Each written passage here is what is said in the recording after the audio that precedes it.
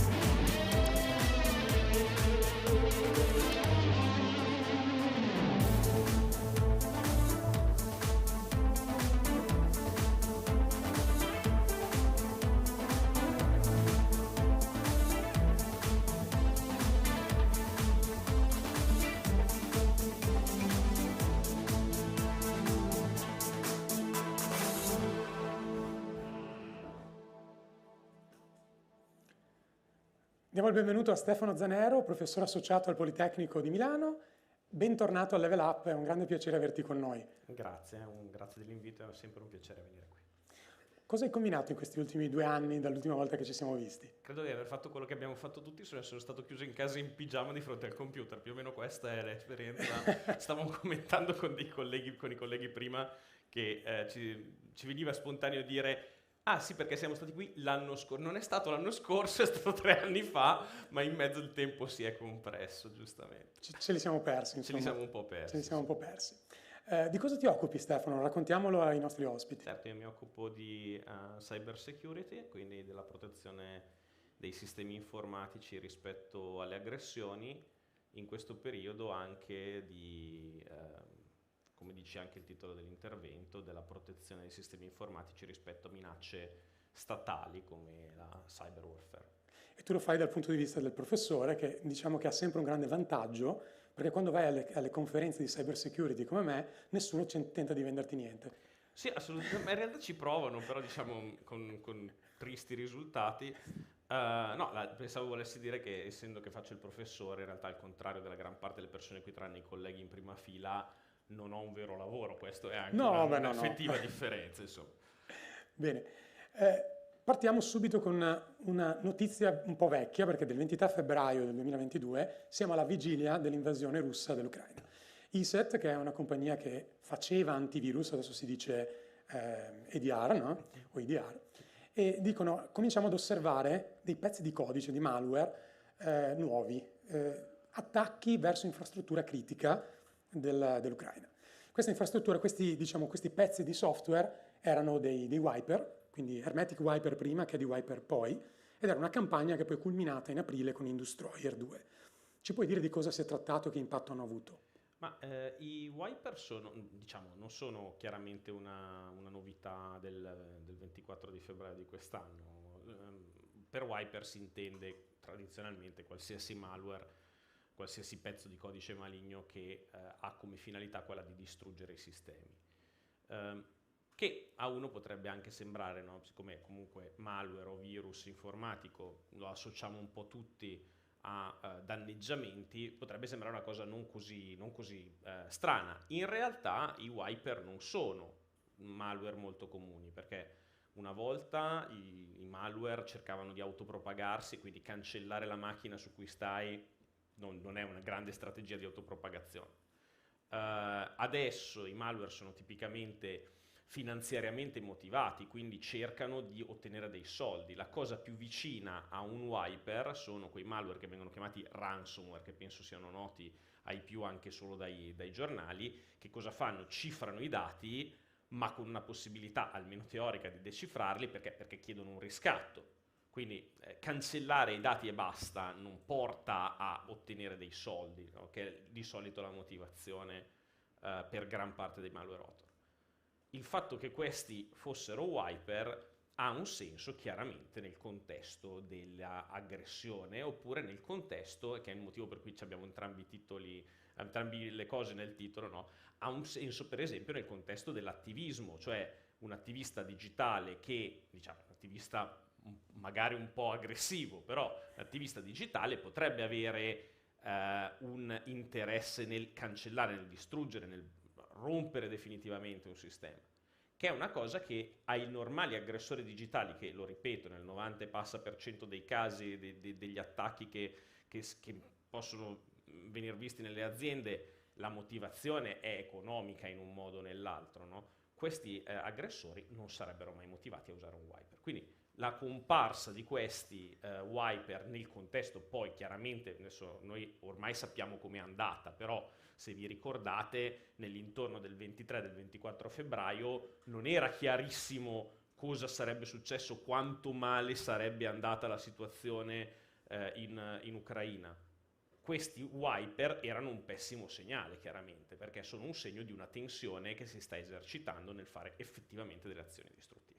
Ma poi mi stavi raccontando prima che in realtà non è proprio andata benissimo questa campagna di wiper. No, in realtà tra l'altro i wiper in questione non sono stati estremamente efficaci. C'è da dire che in generale gli attacchi di wiping non sono mai stati una strategia, una campagna particolarmente efficace, però nel caso specifico stavamo ridendo prima di uno degli tentativi di installazione di questo malware chiamato Industroyer, dove il malware era un malware timed, quasi tutti gli attacchi di questo tipo sono fatti in modo tale da esercitarsi in un certo momento, cioè l'aggressore installa o preinstalla il malware su tante macchine e poi c'è un momento per farlo scattare. Siccome il momento non può essere, o meglio, potrebbe essere collegato a un comando impartito da remoto, però uno dei modi più standard è quello di collegarlo al tempo, questo specifico malware era progettato per colpire alle 17, se non mi ricordo male, di un venerdì,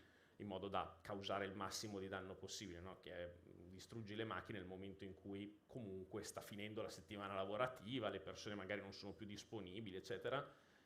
È il peccato che in Ucraina il tipico orario di fine giornata lavorativa il venerdì sia alle 16:30 e quindi la gran parte dei computer che dovevano essere cancellati alle 17 erano già spenti.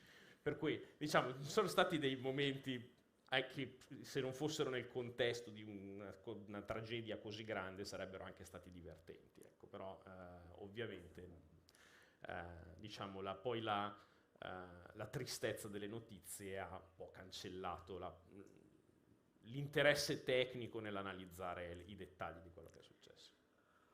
Volevo farti vedere un video qui, chiaramente non c'è audio, un video molto vecchio per quello che la risoluzione è bassa, ma questo è un video del 2014, anche se in realtà sembra ancora più vecchio del 2014, ma si tratta in realtà di un video che è stato registrato da un ingegnere di una centrale elettrica in Ucraina, dove già nel 2014 con l'invasione della Crimea c'era stato un primo tentativo con la campagna Black Energy, che ha avuto particolare successo tra l'altro Black Energy, perché aveva lasciato diciamo, senza luce più di 600.000 persone per più di 6 ore, insomma ha avuto particolare successo. Però questo video qui fa vedere una cosa interessante, no? Chi sta attaccando attacca praticamente una workstation con Windows XP, che già è strano nel 2014, ma comunque è possibile, come sembra. Ma in realtà devo dirti che adesso non so bene le industrie delle persone che sono qui in sala, però se c'è qualcuno che si occupa dell'industria elettrica nazionale potrebbe dire che non è così strano non trovare macchine di un certo... Questo è un po' preoccupante, però diciamo che cosa facevano questi? Hanno visto che a un certo punto ha cominciato a muoversi il mouse da solo. In realtà cosa c'era? Sulla macchina c'era un qualche tipo di remote desktop, in questo caso probabilmente era un qualche tipo di PC Anywhere, per chi se lo ricorda di anni fa, perché altrimenti avremmo visto la schermata di login, quindi non avremmo potuto vedere cosa faceva chi attaccava, ma questi muovevano il mouse e tentavano di spegnere i relè da 100 kW della centrale, piccolini per carità, non erano relè grandi, e qui praticamente ci sono gli ingegneri che dicono ma tanto comunque questi qui non sono collegati alla rete, quindi tentano di spegnerli, lo stanno facendo ma non succede nulla. Forse dovremmo informare l'IT. E se fosse l'IT che sta facendo queste cose? Diciamo che quindi la tecnica qui di attacco era semplicemente abbiamo un PC esposto su internet, questo aveva un IP pubblico proprio diretto lì così, e è un po' cambiata adesso, no? Mi dicevi, la strategia di attacco, non è più così banale. Ma devo dire che in realtà la campagna di Black Energy, per quanto effettivamente adesso questo è un caso forse un po' sfortunato, limite. però ci vuole limite. Però diciamo è stata una campagna al contempo molto, da un lato molto banale e dall'altro molto sofisticata, perché durante la campagna di Black Energy, adesso per dare il contesto, siccome nel 2022, il 24 febbraio, non è che sia cominciata l'invasione dell'Ucraina è cominciata nel 2013. Nel contesto di Black Energy, in pratica gli aggressori informatici hanno spento una gran parte della rete elettrica nel Donbass durante una delle varie campagne militari che si sono svolte. E le cose interessanti di questo attacco sono due. Da un lato la relativa semplicità del meccanismo di accesso iniziale, che è quello che vedi anche nel video. Nel caso della gran parte degli accessi iniziali di Black Energy sono stati catturati, cioè il malware che si chiama cioè Black Energy è il nome anche di uno specifico malware, di uno specifico virus. Questo malware era un malware che catturava le credenziali, il login e la password delle VPN utilizzate per fare manutenzione. Né più né meno che i malware che ci troviamo sui computer per avere la login e la password dei conti bancari, cioè la stessa cosa, tra l'altro installato anche nello stesso modo, cioè mandando delle mail di phishing, le classiche mail truffa per far cliccare qualcuno in maniera Principe innocente. nigeriano, insomma. Come? Il famoso principe nigeriano. Sì, ma in realtà che uno dice, come mai un attacco così, che in fondo sofisticato e di supporto a un'azione militare comincia in un modo così banale? Perché questo modo banale funziona, cioè è un motivo abbastanza semplice. Dopodiché, in realtà, al di là di quello, di questo esempio che ripeto un po' limite, nel caso di Black Energy questi aggressori hanno installato sui sistemi delle centrali, adesso non so quanti di voi, adesso, probabilmente non credo di fare spoiler perché comunque si tratta di una serie di qualche anno fa, non so quanti di voi hanno visto Mr. Robot, quelli che non l'hanno visto adesso facciano finta di nulla di quello che sto per dire, ma se io dico che gli aggressori in Ucraina hanno deciso di installare sugli UPS che sorreggevano alcuni sistemi di queste centrali di distribuzione un firmware per far esplodere le batterie, è letteralmente la trama della stagione 2 di Mr. Robot. Cioè, è esattamente la stessa cosa.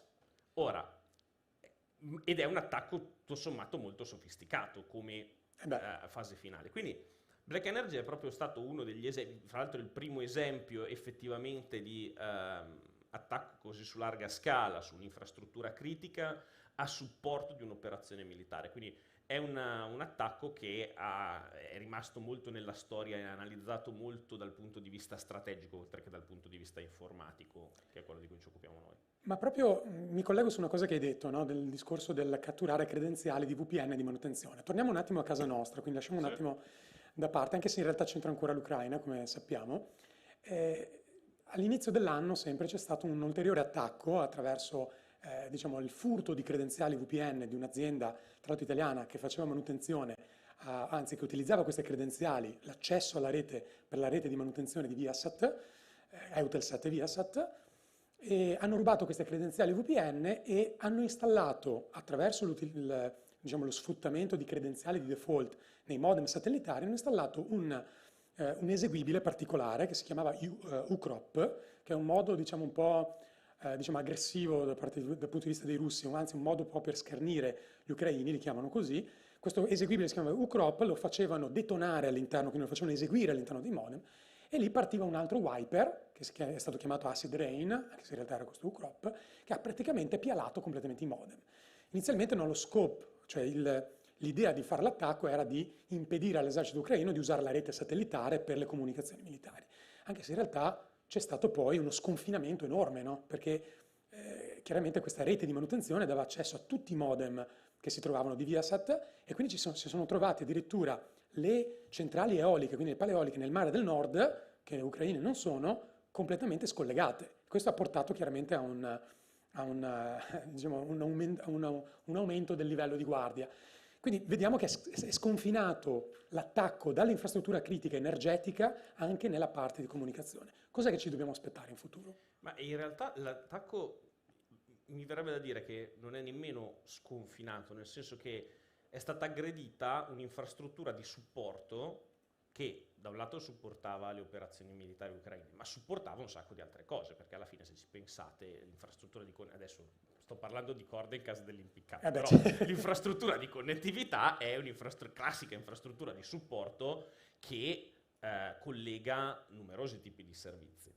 E quindi quello che succede è che da un lato questa cosa alza la guardia, perché tu hai giustamente menzionato, adesso io sono sempre un grande sostenitore di quella che viene chiamata blame free culture, cioè nell'analisi delle cose tecniche noi non dobbiamo guardare alle cose tecniche e fare le analisi cercando di capire di chi è la colpa. Quello che ci interessa capire è capire come sono successe le cose per evitare che succedano di nuovo, perché se noi ci focalizziamo, no, sull'andare ad attribuire la colpa, quello che succede è che anziché fare un'analisi tecnica facciamo un processo in tribunale dove, come tutti sanno, si cerca in tutti i modi di evitare l'attribuzione di responsabilità e quindi si cerca anche di travisare, no, quello che è successo. Mi permetto di dire che questo è valido anche nella cultura aziendale, si cerca sempre la causa per evitare che si ripeta e non si trova, no, non si cerca dovrebbe cercare. Si dovrebbe. Sì, assolutamente. No, beh, la blame free culture in realtà non è un'invenzione così nuova, è un'invenzione antica ed è per esempio uno dei motivi per cui gli incidenti in aviazione diminuiscono e gli incidenti in informatica aumentano, perché in aviazione si fa analisi usando la blame free culture e in informatica no. Se gli ingegneri aerospaziali progettassero gli aerei come noi progettiamo i sistemi informatici, gli aeroporti sarebbero costellati di crateri fumanti. Per cui nel caso specifico si tratta di guardare questa azienda, che è un'azienda di supporto a un'azienda di infrastruttura, quindi rimossa di almeno 2 passi dal effettivo bersaglio dell'esercito ucraino. È diventata il punto di accesso. E dall'altro lato, quindi il secondo elemento da guardare di questa storia, altre aziende, produzione di energia, sono diventate un bersaglio involontario. Quindi questa ci dà una lezione interessante. Questa lezione è che in un mondo così strettamente connesso come è il mondo delle telecomunicazioni e di internet, non necessariamente solo chi è il potenziale bersaglio di certe minacce è tenuto a proteggersi o deve preoccuparsi di quelle minacce, che è il motivo per cui parliamo di questo argomento che è un po' più grande di quasi, adesso lo dico sicuramente di me, però è un po' più grande delle preoccupazioni di tutti noi in questa sala. Quindi ci verrebbe da dire è lontano da noi, ma è lontano fino a un certo punto, perché appunto, come ci ricordavamo, uno dei pezzi di questo attacco era qui vicino, uno dei pezzi di un prossimo attacco potrebbe essere o un'azienda, anche delle nostre, che sta nel percorso per arrivare all'aggressione, oppure una delle nostre aziende potrebbe essere nel fallout della ricaduta di uno di questi attacchi, esattamente come è stato il caso delle turbine eoliche nel Mare del Nord. Benissimo, quando noi parliamo di diciamo, attori che parliamo di stati, no? Come stati avversari che fanno delle campagne, no? Come Black Energy, come queste cose qui, in realtà non sono effettivamente gli stati, non è che c'è la bandierina di fianco all'hacker che viene a installarti Black Energy, ma parliamo che ci sono dei gruppi, no? Ci sono dei gruppi dai quali si dà l'attribuzione. Chi sono questi personaggi? Chi sono questi gruppi? È una foresta molto, molto complicata, perché da un lato ci sono un sacco di entità che effettivamente in realtà hanno letteralmente la bandierina, cioè non è che ovviamente si annunciano in questo modo, ma facendo l'esercizio che noi chiamiamo di attribuzione, che è un termine molto particolare, viene di derivazione militare, ma significa capire da che fonte è provenuto un certo attacco, che non vuol dire la singola persona chiaramente, ma vuol dire qual è la motivazione, qual è, diciamo, l'ambito da cui un certo attacco è venuto. Alcuni di questi gruppi a cui si fa attribuzione sono letteralmente gruppi collegati agli stati, quindi ci sono dei gruppi di aggressione che ovviamente per noi analisti di malware occidentali sono sempre, non è che sia una cosa di questi giorni, sono sempre stati gruppi russi, cinesi, coreani, nordcoreani chiaramente, quindi e viceversa. Io immagino che l'analista russo avrà nell'elenco anche gli aggressori dell'NSA, cioè questi gruppi ci sono e sono direttamente riferibili agli stati in quanto tali, ma sono solo un pezzettino del puzzle, perché giustamente come tu qui hai elencato gruppi come ad esempio Killnet, ma ce ne sono tanti che sono in alcuni casi molto adiacenti agli stati. In altri casi sono gruppi che magari si sono sempre occupati di qualcosa di diverso. Ad esempio all'inizio delle operazioni militari in Ucraina ci sono stati vari gruppi che si sono sempre storicamente occupati di fare ransomware, Certo. che hanno iniziato a dire ma noi partecipiamo, no, a questa cosa e quindi aggrediamo gli stati occidentali. La gran parte degli analisti di malware del mondo hanno guardato queste dichiarazioni e hanno detto sì, beh, adesso cambierà sicuramente tutto, perché prima invece chi aggredivate? Sempre gli stati occidentali. Però diventa difficile capire quante di queste cose siano supportate, indirizzate, o semplicemente anche un governo fa così, non guarda e lascia che questi gruppi facciano quello che vogliono. Del resto questa è stata la politica cinese degli ultimi 20 anni, cioè la gran parte degli attacchi cyber di cui per esempio gli Stati Uniti si sono lamentati in maniera molto vocale, Anche ufficiale proprio. vi ricorderete con Obama, che ha protestato ufficialmente con il presidente cinese su questo specifico argomento. E tradizionalmente questa cosa è successa non perché, anche perché l'esercito cinese ha le sue operazioni cyber, ma perché i cinesi hanno sempre avuto questo approccio per cui se tu sei un criminale informatico e aggredisci chiunque stia fuori dalla Cina, a noi non importa, fondamentalmente. Cioè, a volte tutto quello che serve perché un criminale informatico aggredisca il tuo nemico è quello che tu fai così, lo lasci fare. No? Certo.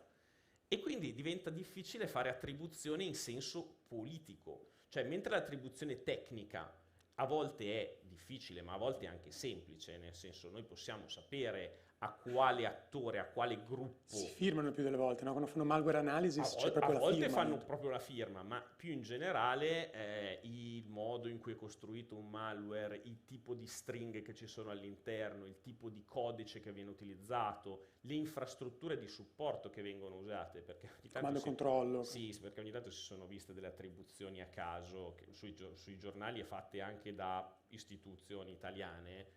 Cioè, mi ricordo ad esempio nel momento in cui c'è stata la tristissima vicenda della Regione Lazio, su cui non spenderò parole perché non sarei politically correct, ma vi ricorderete, insomma, la Regione Lazio è stata devastata da un ransomware e poi miracolosamente, mentre mancavano 30 minuti alla scadenza del periodo per pagare il riscatto, hanno trovato dei backup. Così, è successo questo miracolo, no? È comparsa la Madonna di Loreto sopra il data center della Regione Lazio e hanno trovato dei backup. Ora, in quell'evento ci fu una cosa che poi passò in sordina, ma nei primi l'attacco viene da degli indirizzi tedeschi. Ho capito, certo, perché ovviamente l'aggressore non lo fa da casa sua l'attacco, lo fa da un altro computer che è stato compromesso. E quella lì è l'attribuzione, diciamo così, randomica che uno può fare. No, l'attribuzione si fa in modo serio. Il problema qual è? È che nel momento in cui la mia attribuzione, per esempio, arriva a far riferire un certo campagna, un certo attacco a un malware author russo, questa non è un'attribuzione alla Russia. L'attribuzione alla Russia, cioè il fatto di dire no, questo attacco l'hai fatto tu Stato russo, o tu Stato cinese, o tu Stato americano, questo è un atto politico. Certo. Che sconfina dalla cyber security alla cyber warfare, e quello è un altro paio di maniche. Benissimo, grazie Stefano, siamo proprio curiosi di vedere la tua presentazione, quindi ti invito a prendere posto sul podio. Grazie.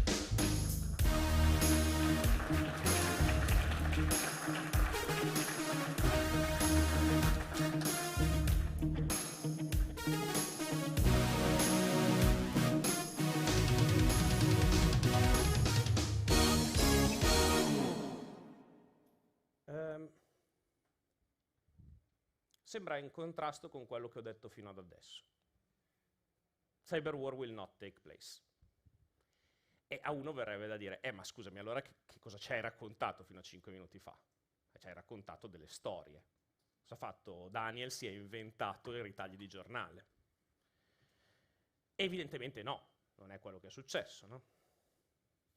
E in effetti, se voi ci pensate, adesso noi siamo in un contesto diverso perché stiamo analizzando delle vicende presenti e molto pesanti per molti di noi, anche magari vicine in maniera familiare, ma dei cyberattacchi la politica e gli stati si sono occupati per un lungo periodo di tempo.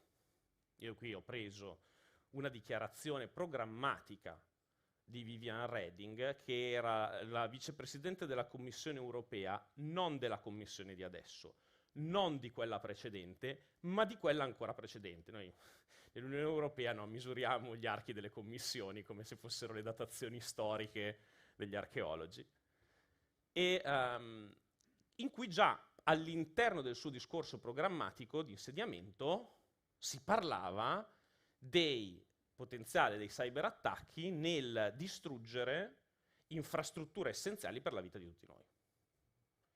Le telecomunicazioni e l'informatica sono già di per loro un'infrastruttura essenziale. Il breve outage di WhatsApp di stamattina credo che abbia dato a tutti l'impressione diretta di quanto siano essenziali, ma soprattutto sono sistemi di supporto che servono per far funzionare altre cose. Senza l'informatica non funziona la distribuzione dell'energia elettrica. Senza la distribuzione dell'energia elettrica la nostra società nell'arco di 48 ore passa dallo stato normale, attuale, corrente, al caos primordiale. No? E c'è una leggera patina che distingue la nostra civilizzazione da un momento di brutalità e di non civilizzazione, ed è il fatto che quando schiacci l'interruttore si accende la luce elettrica e quando giri il rubinetto esce l'acqua. Queste cose sono la lifeblood della nostra civiltà. Quindi non è strano che ci siamo preoccupati di questi in tempo non sospetto. E c'è da dire che, siccome in questo periodo, tra l'altro, diciamo, il NATO blaming va di moda, il manuale letterale della cyber warfare lo ha scritto la NATO. Si chiama manuale di Tallinn, non si chiama manuale della NATO, perché a Tallinn in Estonia c'è il centro di eccellenza della NATO per la difesa cibernetica, e letteralmente la NATO ha partorito la prima dottrina pubblicata relativa a come si considera il dominio cyber all'interno del combattimento. Queste sono le prime due versioni del manuale di Tallinn. E vi invito a considerare però, ed è il motivo del mio intervento, la differenza del titolo. La prima volta che lo hanno fatto era il manuale sulla legge internazionale come applicabile al cyber warfare, alla guerra cibernetica. Passano un po' di anni e diventa il manuale 2.0, che è sulla legge internazionale applicabile alle cyber operations, che è un'altra terminologia. E qual è il motivo, cioè che cosa è successo nel mentre e qual è il motivo di questa differenza?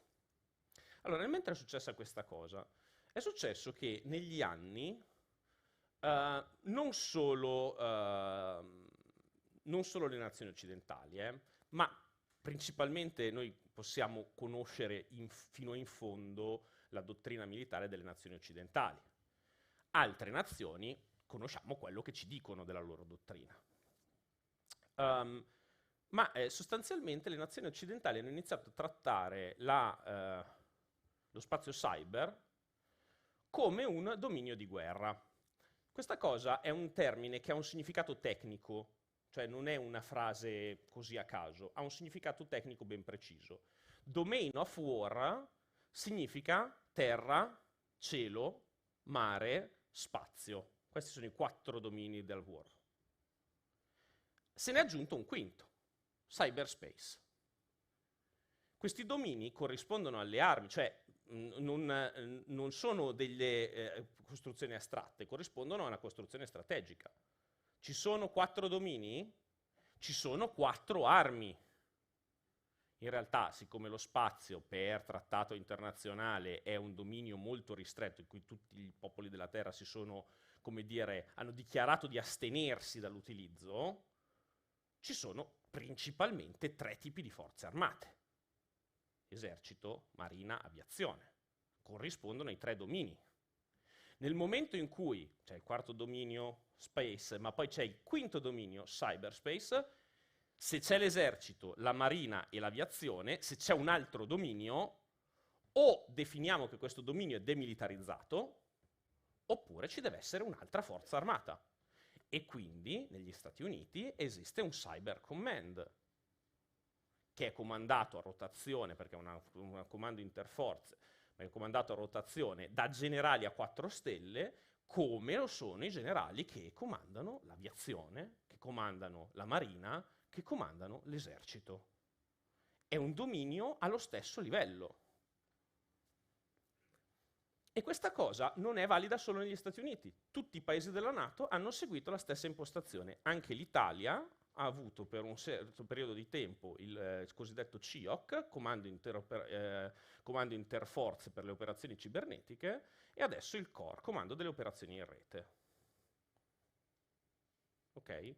Quindi questa è la dottrina secondo cui gli stati occidentali si sono mossi. Gli altri stati si sono mossi grosso modo nello stesso modo. La Russia ha un suo comando di operazioni cibernetiche, la Cina ha un suo comando molto significativo di operazioni cibernetiche, eccetera, eccetera. Che cos'è un dominio? Un dominio è al contempo una delle cose, delle definizioni fondamentali nella strategia e una delle definizioni peggiorate nella storia dell'umanità, perché in realtà è un concetto quasi archetipo, quasi primitivo. Cioè, siccome non è che la strategia si sia sviluppata in maniera così puramente teorica, ma la strategia nel mondo militare si è sviluppata in modo molto sanguinolento, il fatto che esistano questi 3 domini che vengono trattati da 3 armi, che vengono gestiti in 3 modi diversi, è stata una lenta elaborazione teorico-pratica della storia dell'umanità. Nessuno ha mai dato la definizione da Wikipedia di domain of war.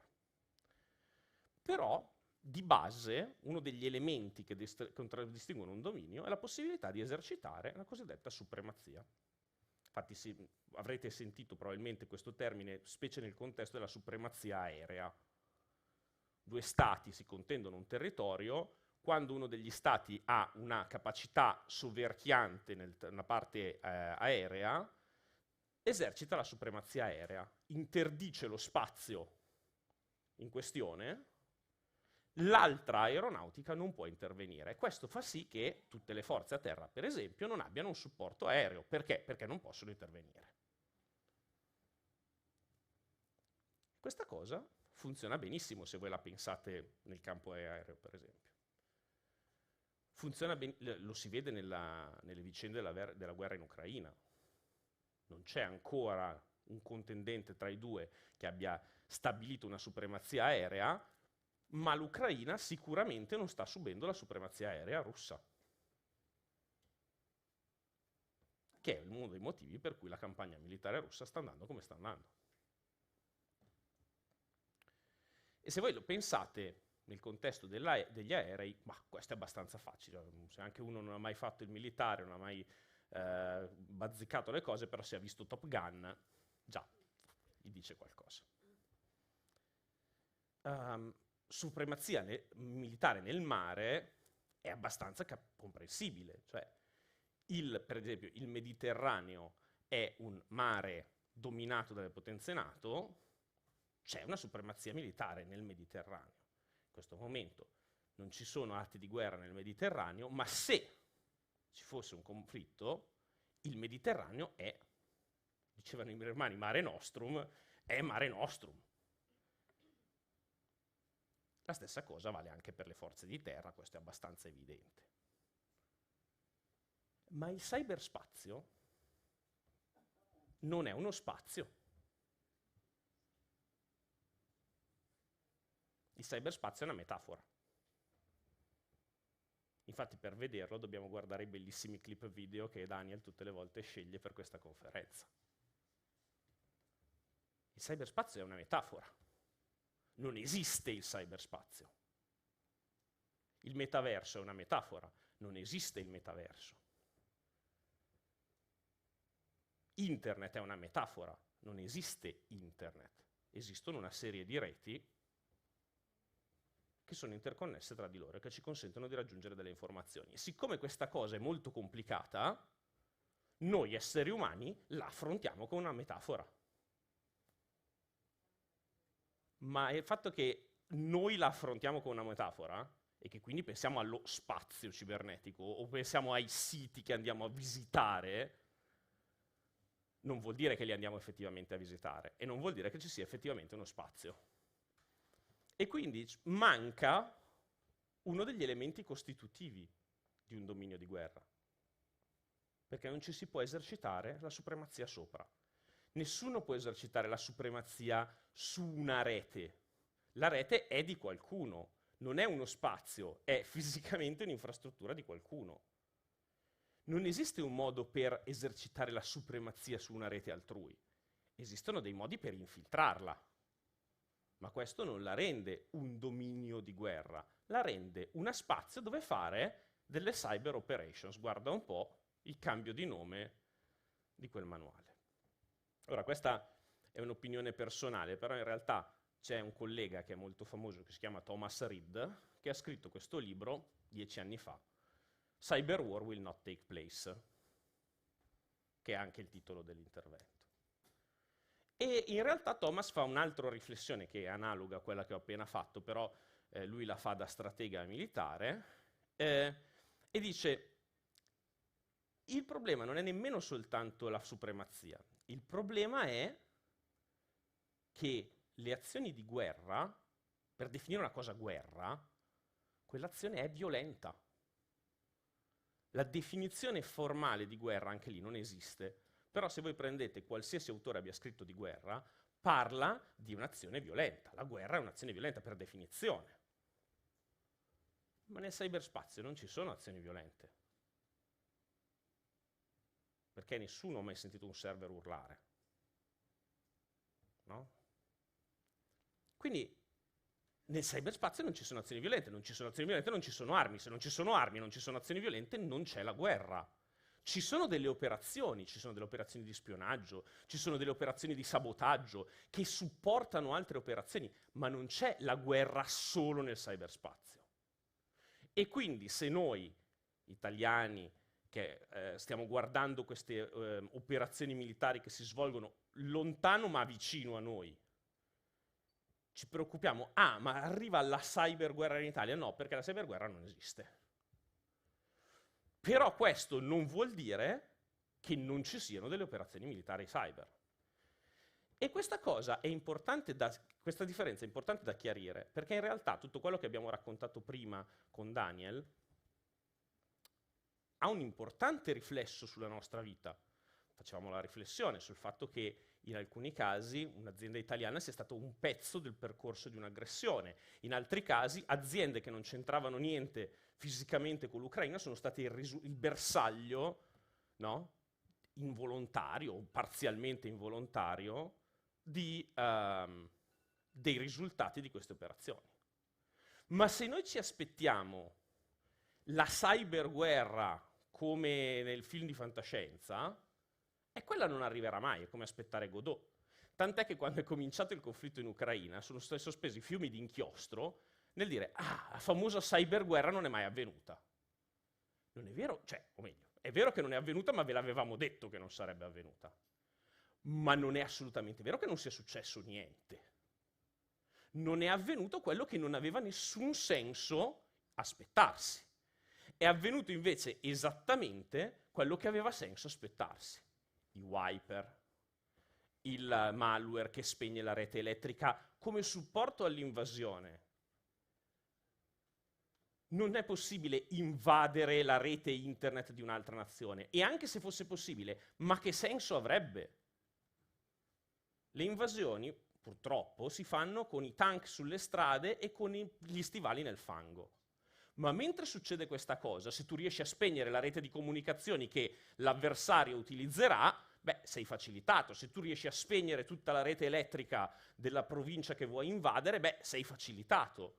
Quello invece succede, è successo e succederà. E questo è molto più rilevante, adesso ovviamente tutti noi quando parliamo di questo conflitto pensiamo a quelli che lo stanno veramente soffrendo. Però se per un attimo facciamo un discorso un pochino più egocentrico e lo guardiamo dal nostro punto di vista, questo, cioè il fatto che non ci sia la cyberguerra nel cyberspazio ucraino, ma ci siano delle operazioni militari che hanno un risvolto informatico, per noi è più preoccupante e interessante. Perché la cyberguerra che non esiste nel cyberspazio ucraino, che a sua volta non esiste, non ci riguarderebbe. Ma le operazioni di supporto alle operazioni militari invece sì. Quindi, in conclusione, la cyberguerra non c'è. It will not take place. Ma ci sono invece le cyber operation che stanno venendo già fatte, sono una parte integrale della guerra del XXI secolo e rimarranno tra di noi. E se noi ci immaginiamo un attacco che non succederà mai e non pensiamo invece agli attacchi che già stanno succedendo, non facciamo un buon servizio né a noi stessi né a tutti quelli che che dovremmo proteggere, che sono i nostri concittadini, che sono i nostri utenti, che sono i nostri clienti, che sono le aziende del nostro territorio. Io vi ringrazio per la vostra attenzione e se ci sono delle domande non sono previste nella sessione, ma mi trovate qua fuori durante i coffee break. Grazie. Ora, dicevi Stefano, per te una battuta, dicevi nessuno ha mai sentito un server urlare. Credo che qualcuno qui non sia d'accordo. Se hai mai fatto un giro in data center, qualche server lo senti che urla. Grazie, adesso abbiamo un break di 10 minuti, ci vediamo poi con intelligenza artificiale.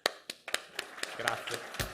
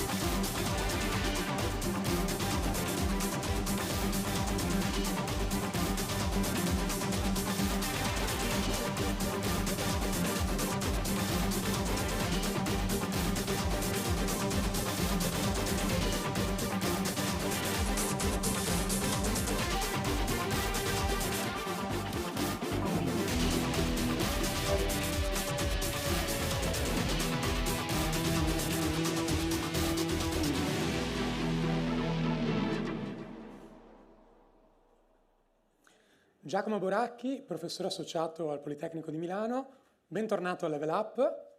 Grazie. Sai che l'intelligenza artificiale è uno dei temi che a me sta più a cuore, infatti mi piace molto quando facciamo le nostre chiacchierate pre-conferenza che si dilungano parecchio a parlare di varie cose che vediamo. Vuoi presentarti per chi non ti conosce? Sì, io sono, come diceva Daniel, professore associato al Politecnico di Milano. Quello di cui mi occupo principalmente è computer vision. E posso dire che è un settore in forte crescita negli ultimi anni, lo vediamo anche solo dal numero di studenti che vengono a seguire i nostri corsi. Adesso con un collega abbiamo 2 sezioni che raccolgono, penso, quasi 700 studenti tra informatici, matematici e bioingegneri, che fondamentalmente vengono a studiare le reti neurali e come queste vengono utilizzate per risolvere problemi di visual recognition, quindi l'analisi di immagini, che è diventato una componente, diciamo, dominante della computer vision. Lo vediamo anche dall'interesse, diciamo, di aziende, delle 1000 applicazioni che ci vengono richieste molto spesso, con cui possiamo iniziare a collaborare per fare qualcosa di pratico, come le applicazioni di cui adesso parlerai, mi pare di capire. Sì, mi è sfuggito il dito sul clicker, quindi è andata avanti la slide, però insomma, show must go on. No, diciamo, volevo farti vedere queste foto che io un paio di settimane fa, forse ormai 3, ero a Las Vegas per una conferenza e sono passato dalla House of Blues. Sono anche io fan del blues, vado alla House of Blues, giustamente.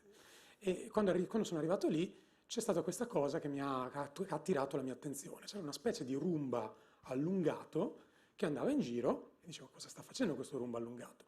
Praticamente riusciva a capire quando un cameriere si avvicinava a un tavolo per sparecchiare, quindi non per prendere l'ordine, si avvicinava e stava lì buono. Il cameriere si girava, piazzava i piatti sopra e questo robottino si girava, li portava in cucina. Io chiaramente ne ho seguito uno per guardare dove diavolo andava. Arriva in cucina e si piazza lì vicino e con uno schermino che va dietro gli fa una faccina che sorride all'altro cameriere che prende i piatti e li butta all'interno della lavella per lavarli, per fare le loro cose.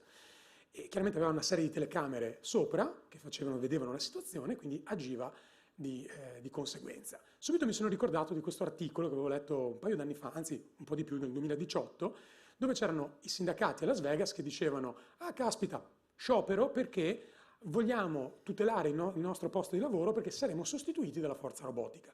All'epoca la forza robotica era praticamente un braccio di quelli che assemblano le automobili che vediamo in TV, che semplicemente faceva i drink e neanche tanto bene, no? Come le varie cose.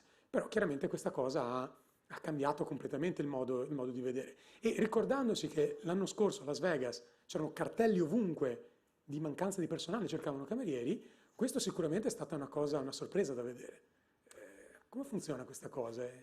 Ha senso scioperare questa roba?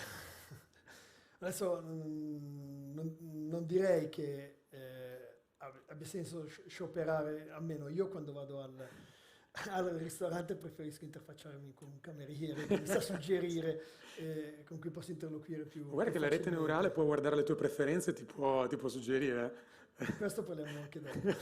Però c'è da dire che questo tipo di interazione del robot col cameriere è relativamente semplificata. Quello che è sorprendente è il fatto che il robot venga utilizzato in un ambiente a contatto col pubblico e non in ambienti, diciamo, di lavoro specifici, come menzionavi le catene di produzione di robot nella produzione di macchinari. Lì i robot ci sono, ma sono per addetti, sono in ambienti molto controllati. Qui comunque, come dicevi tu stesso, c'è un sistema di telecamere che guida il robot, quindi l'interazione è tutto sommato relativamente semplice. Ci sono esempi di interazione più, magari non nella robotica, ma che sono ancora più sorprendenti. Certo. Chiaramente abbiamo visto, sempre collegandoci al discorso robotica diciamo scioperi per i robot o per l'intelligenza artificiale, questa è una notizia che abbiamo visto in parecchi. Un ingegnere di Google è stato licenziato per aver suggerito che l'intelligenza artificiale, o meglio un software che loro avevano sviluppato per il dialogo, insomma per la parte insomma, di interazione umana, ha suggerito che questo era senziente o era diventato senziente. Qual è il tuo pensiero su questa cosa? Questo è proprio quel tipo di interazione che vogliamo, a cui facevo riferimento prima, quella che è più difficile perché questo ingegnere ha ritenuto che le comunicazioni con il suo robot fossero indistinguibili rispetto a quello che lui poteva avere con una persona.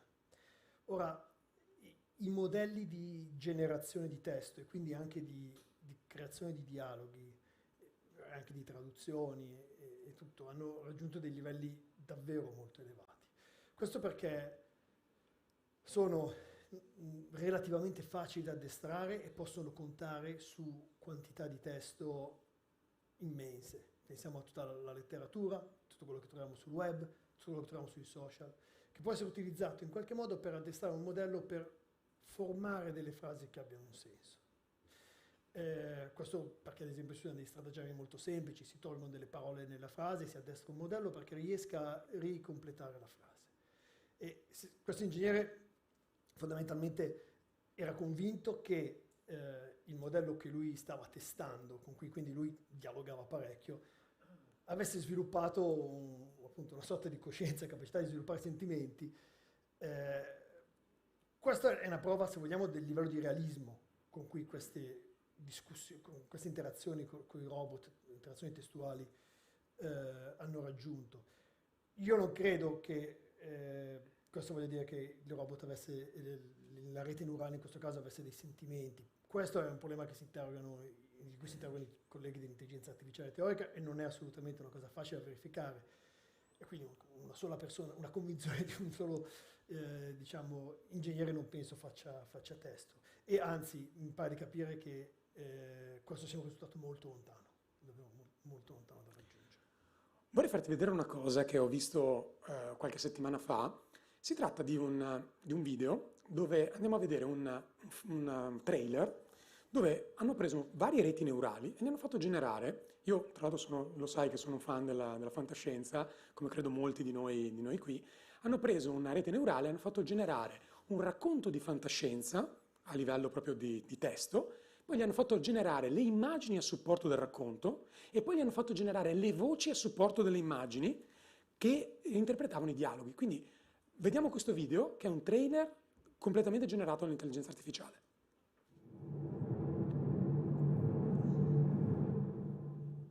E7, you copy? You gotta see this. This has got to be the largest amount of salt I've ever seen. E7, are you there?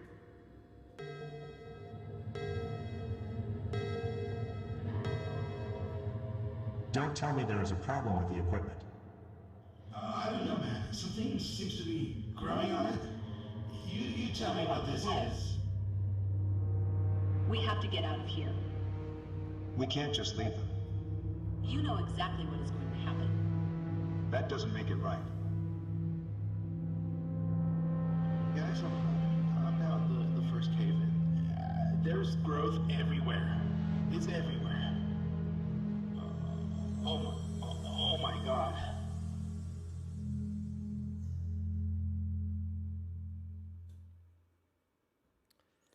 Direi che è impressionante, no? Tutto generato completamente dalla rete neurale. Come funzionano queste cose? Adesso vi spiego un po' qual è il meccanismo che sta dietro la generazione delle immagini, di immagini realistiche. Qui quello che abbiamo visto nel trailer è un po' l'interazione di più modelli, uno per il testo, uno per l'audio, uno per le immagini che riescono che vengono utilizzati congiuntamente. E un po' la sfida è appunto fornire un qualcosa che sia coerente dal punto di vista della trama. Questo è un trailer, dobbiamo vedere il prodotto completo per capire come evolve. Però, io sono curiosissimo, non vedo l'ora che esca, quindi... Però c'è da dire che se alcune trame hanno dei pattern ben precisi che a noi piacciono, ecco, questi pattern in qualche modo vengono forniti come esempio nell'addestrare la rete. Quindi potrebbe essere che si ritrovi qualcosa che ci piace. Addestramento con pattern, vediamo per esempio l'ultimo tweet che vedi che io ho collezionato lì, dove praticamente è stato chiesto a DALL-E, che è questo sistema per la generazione delle immagini, è stato chiesto fammi un'immagine di un salmone che nuota in un fiume. Direi che il risultato lì non è stato proprio il massimo. Esattamente, c'è un problema del concetto di salmone che è problematico per la rete neurale lì. Colpa del sushi. Comunque ne faccio vedere alla fine un po' come funziona rapidamente. Siamo allora super curiosi, ti invitiamo a prendere posto sul podio. Grazie.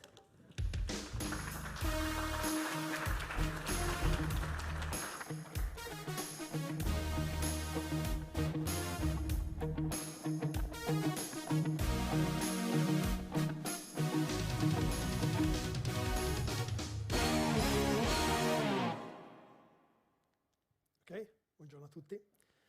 Oggi parliamo di generazione di immagini ed in particolare vedremo delle reti neurali che si occupano di questo, che sono le Generative Adversarial Networks. Partiamo da un giochino. Quale di queste due immagini è vera e quale di queste due è generata? Quanti votano per il ragazzo asiatico generato? Quanti per il bambino generato? Daniel. Io voto il ragazzo asiatico generato. Perché so che è una domanda trabocchetto. È una domanda trabocchetto, era effettivamente il ragazzo asiatico generato. Non puoi averla vista in giro perché l'ho fatta generare tramite questo sito, quindi non la si ritrova più, è una generazione random che si ripete. Il bambino con le guanciotte in realtà stava solo mangiando 2 olive e ha voluto fare quella foto. Ho provato a fare l'indovinello sperando che magari non si fosse, cioè questo dettaglio sembrasse un errore della rete neurale, invece no. Quello che, se vogliamo, quando l'ho chiesto ai miei dottorandi, hanno detto no, di sicuro quella generata è il ragazzo asiatico perché ha lo sfondo più semplice. Perché questo è un po' il problema dove le reti neurali ancora che fanno queste cose un po' soffrono. Allora, torniamo alle immagini generate.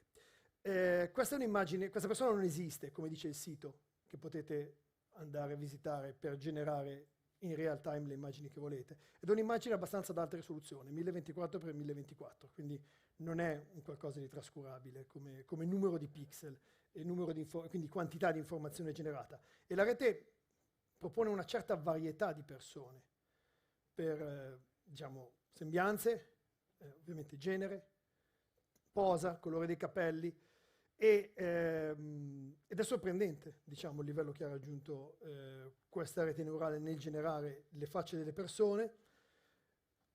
A volte sbaglia gli abbinamenti, nel senso che probabilmente questo cerchietto non è ideale per questo taglio di capelli sulla sinistra, o a volte troviamo degli errori, come vedete qui, la mano, ecco lo dicevo prima, sui certi dettagli dello sfondo, che sono al di fuori del viso, non risulta particolarmente realistico, o di consistenza, questi occhiali mancano di un'asticella, ad esempio, se vedete, dove ho messo la freccetta. Oppure anche qui, diciamo, sembianze non troppo tradizionali o errori ancora nello sfondo. La trovate anche sui gatti, così "This cat does not exist".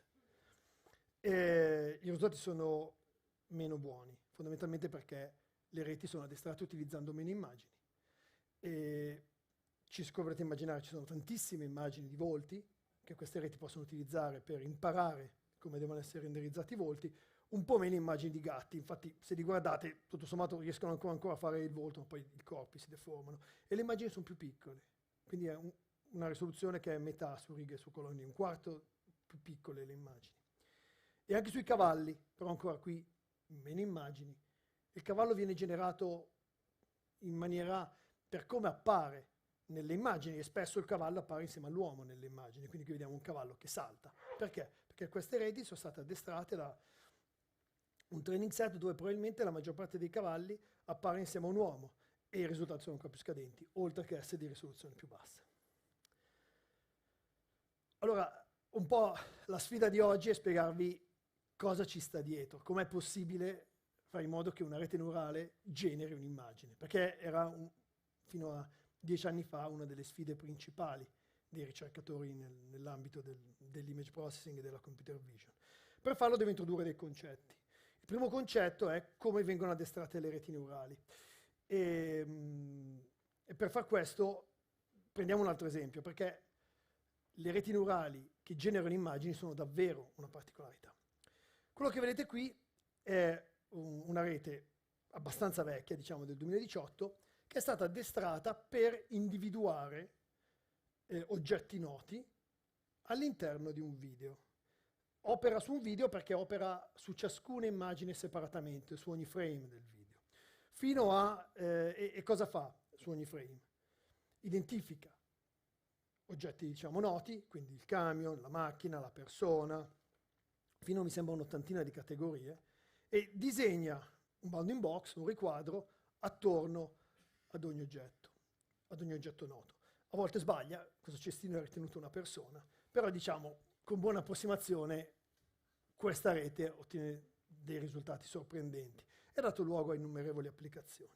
Ok, vediamo come funziona. Ho preferito partire da questa rete che è un task un po' più avanzato rispetto a semplicemente la classificazione delle immagini, che tra l'altro abbiamo visto 3 anni fa, quindi per cambiare un po'.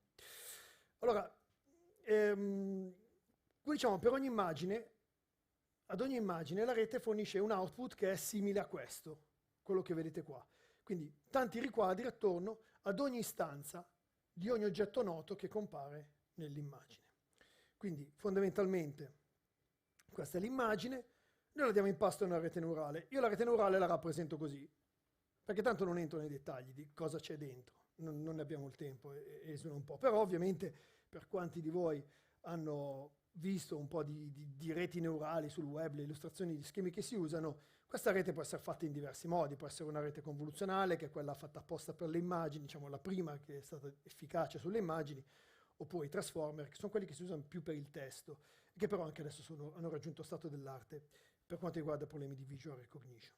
Quindi teniamo la rete come una scatola, una black box. Non ci interessa vedere cosa succede dentro. Ci interessa capire come è possibile che la rete neurale impari a individuare oggetti all'interno di un'immagine. E quindi impari a risolvere un dato compito di, appunto, visual recognition. L'output della rete cos'è? L'output della rete saranno un numero variabile, a seconda del contenuto dell'immagine, di riquadri, di bounding box. A ciascuno di questi bounding box è associato un'etichetta, persona, cane, bicicletta, che sono gli oggetti noti, okay? Gli oggetti, le categorie note che noi vogliamo andare a cercare all'interno dell'immagine.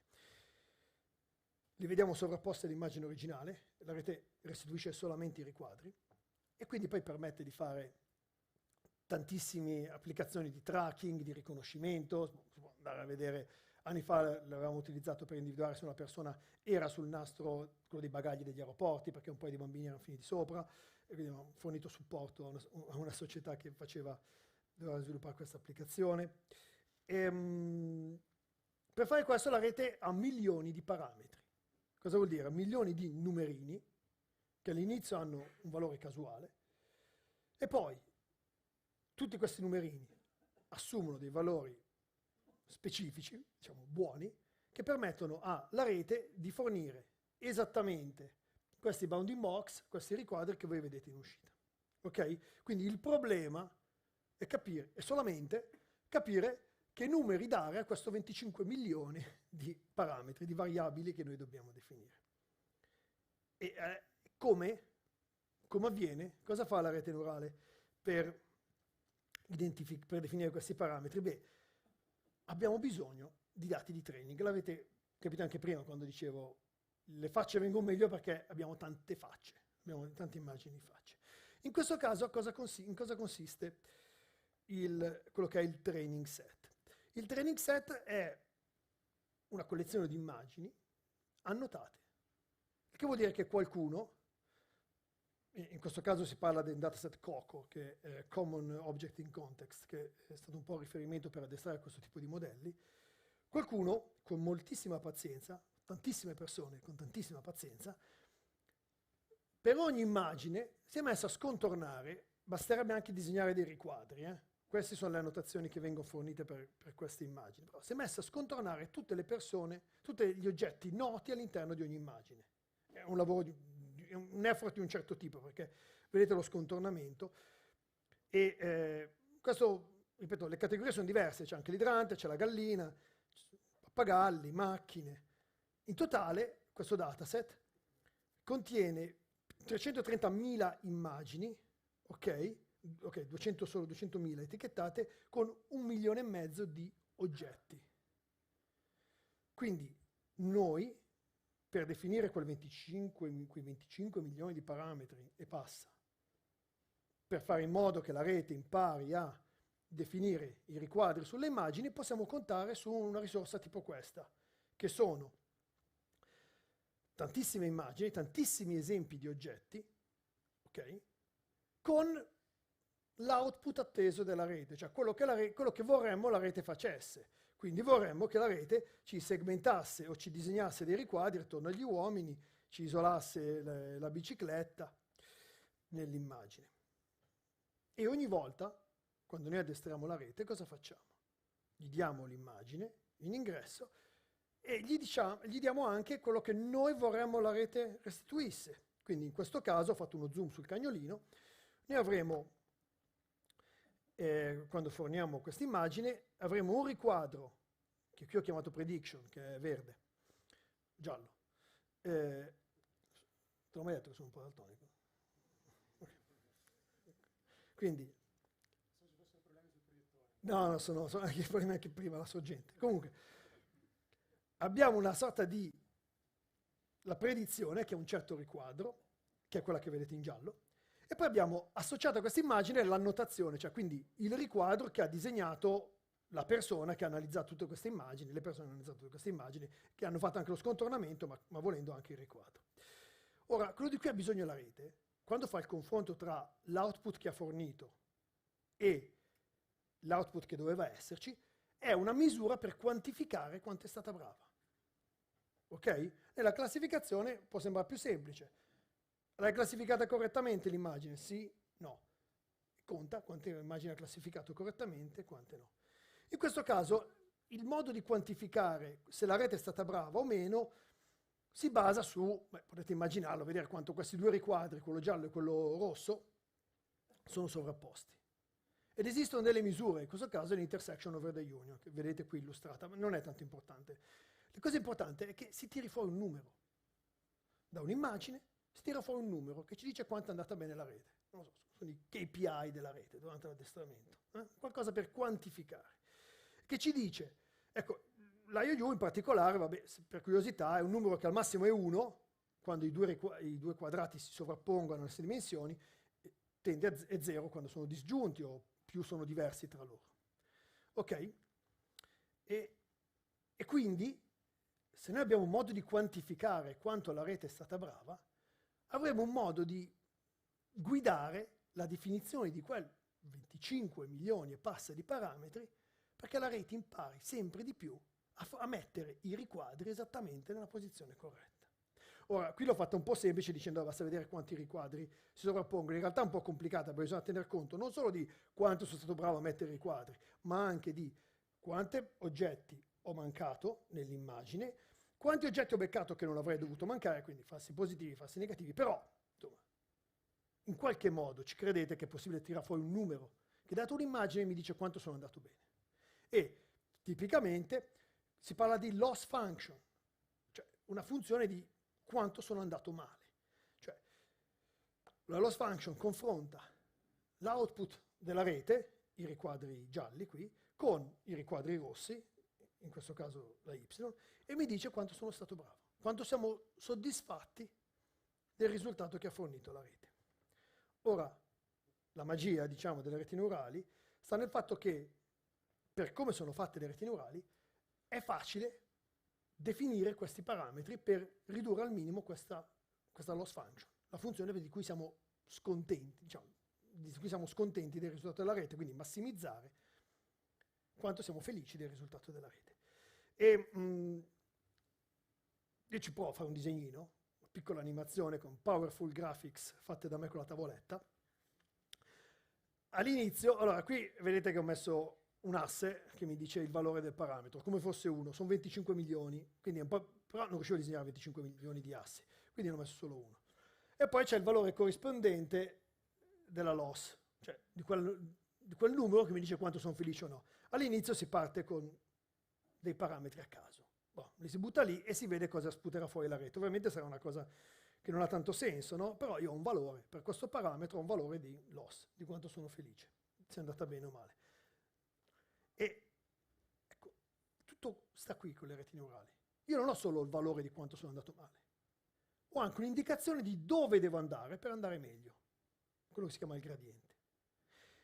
Io qui l'ho girato con una freccettina, non volendo essere proprio tecnico, però la prendiamo così. Ho una freccettina, quindi io so che il prossimo parametro lo proverò da questa parte, perché mi dice che il gradiente scende se vado di qui, quindi il mio errore, la mia loss diminuisce se vado di qui. E a questo punto il tutto procede secondo uno schema iterativo che va avanti per migliaia di iterazioni. Ok? Passiamo a milioni di centinaia di migliaia di immagini, milioni di immagini, più e più volte. E ciascuna avrà un'indicazione di quanto sono andato bene e come faccio ad andare meglio. E quindi di conseguenza definirò i nuovi parametri che sono nella direzione buona, dove posso migliorare, e così via avrò ancora una stima di dove devo andare, poi scoprirò che sono andato un po' troppo di là, torno indietro. E alla fine riuscirò a trovare un parametro dove non miglioro più tanto, né andando a destra né andando a sinistra. Quindi è come se io avessi in qualche modo disegnato per punti la mia loss function e io vado a prendere il punto minore, dove è minimo, perché quello corrisponde ai parametri che mi rendono più felice, che mi danno una rete che mi darà detection più aderenti alla ground truth, alle annotazioni, e mi daranno anche la copertura maggiore degli oggetti, mi daranno meno falsi allarmi. Dopodiché io prendo questi parametri, li metto nella mia rete e ho una rete fantastica.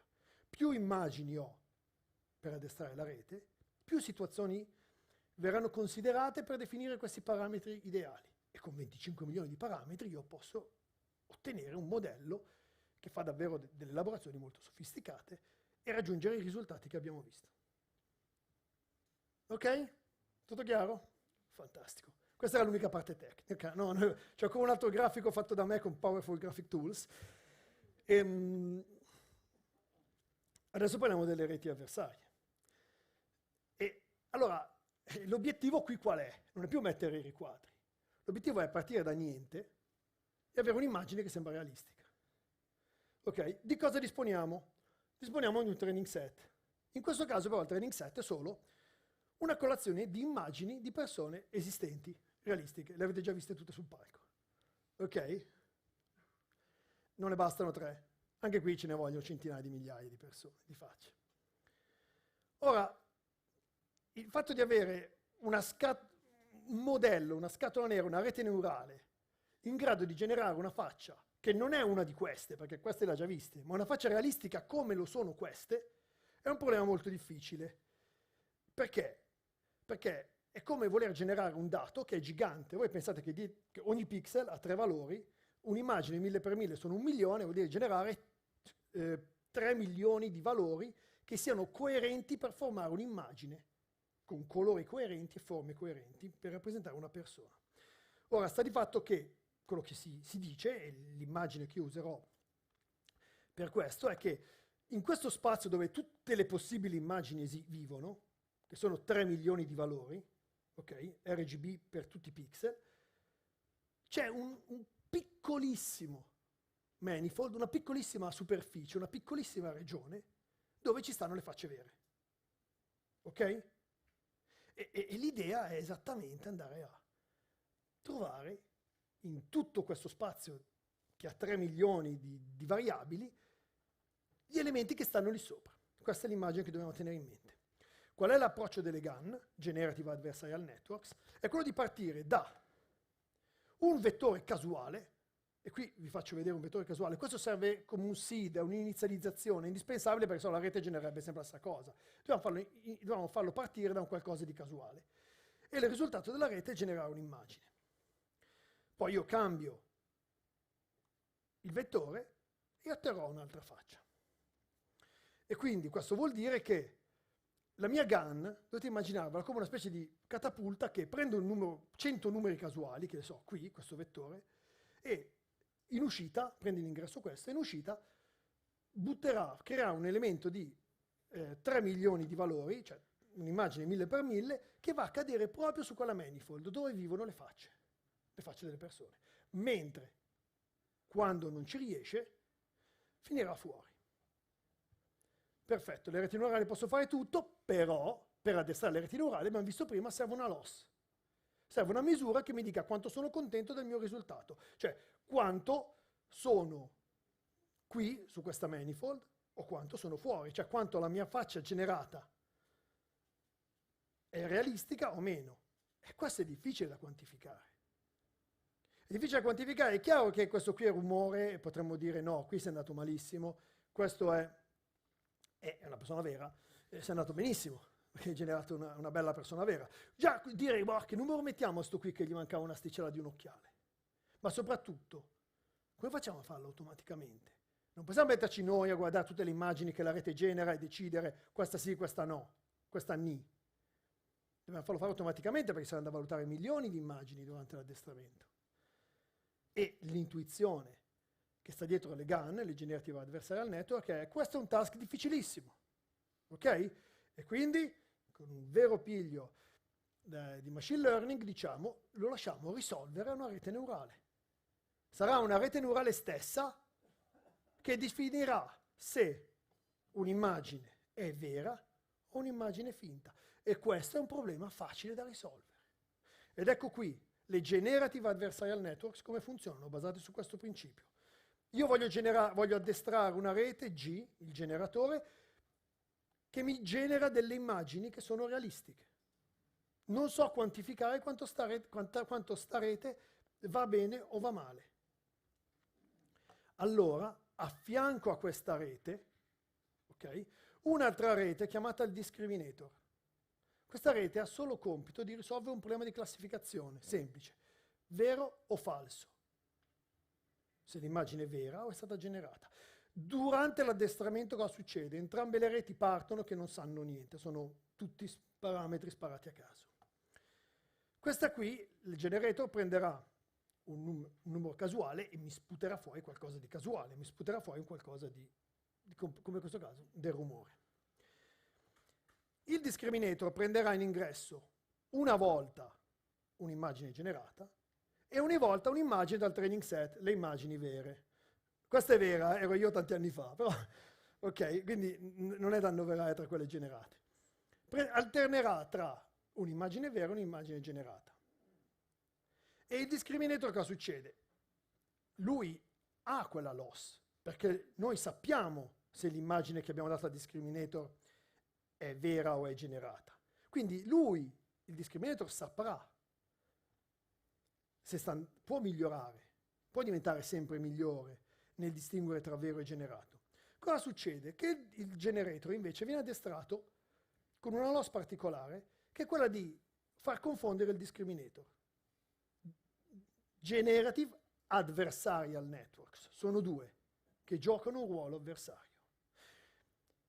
L'esempio che usano gli autori di questo, dell'articolo che presenta le GAN, che è del 2014, è quello di una lotta tra falsari e polizia. I falsari producono una prima banconota da 50 euro, la mettono sul mercato, la polizia vede la banconota, è fatta di carta velina, gli dice no, sono 50 euro, e li mette in galera. Finita la pena, i falsari tornano fuori, hanno capito che farla di carta velina non funziona e quindi incominciano a preparare una banconota da 50 euro fatta un po' più realistica. Viene fuori blu, no, la polizia li ribecca. Insomma, in tutte queste iterazioni i poliziotti impareranno sempre di più a distinguere le banconote prodotte dai falsari. E i falsari, a furia di andare in prigione e pagare, quindi avere una loss del fatto che sono stati beccati, impareranno a fare delle banconote sempre più verosimili. Ok? E alla fine della fiera, qui è tutta una questione di giochi. Bisogna bilanciare queste due reti, bisogna far vincere, nel nostro caso, i falsari, perché a noi interessa diventare ricchi. No, nel senso, a noi interessa fare in modo che il generatore crei delle immagini realistiche. Ok? Quindi questo gioco tra le due reti verrà portato avanti fin quando il discriminatore, la polizia, non è più in grado di distinguere se le banconote sono vere o sono false. In tutto ciò, e questo funziona, perché le immagini che vi ho fatto vedere prima sono generate secondo questo paradigma, in tutto ciò i falsari non hanno mai visto una banconota da 50 euro.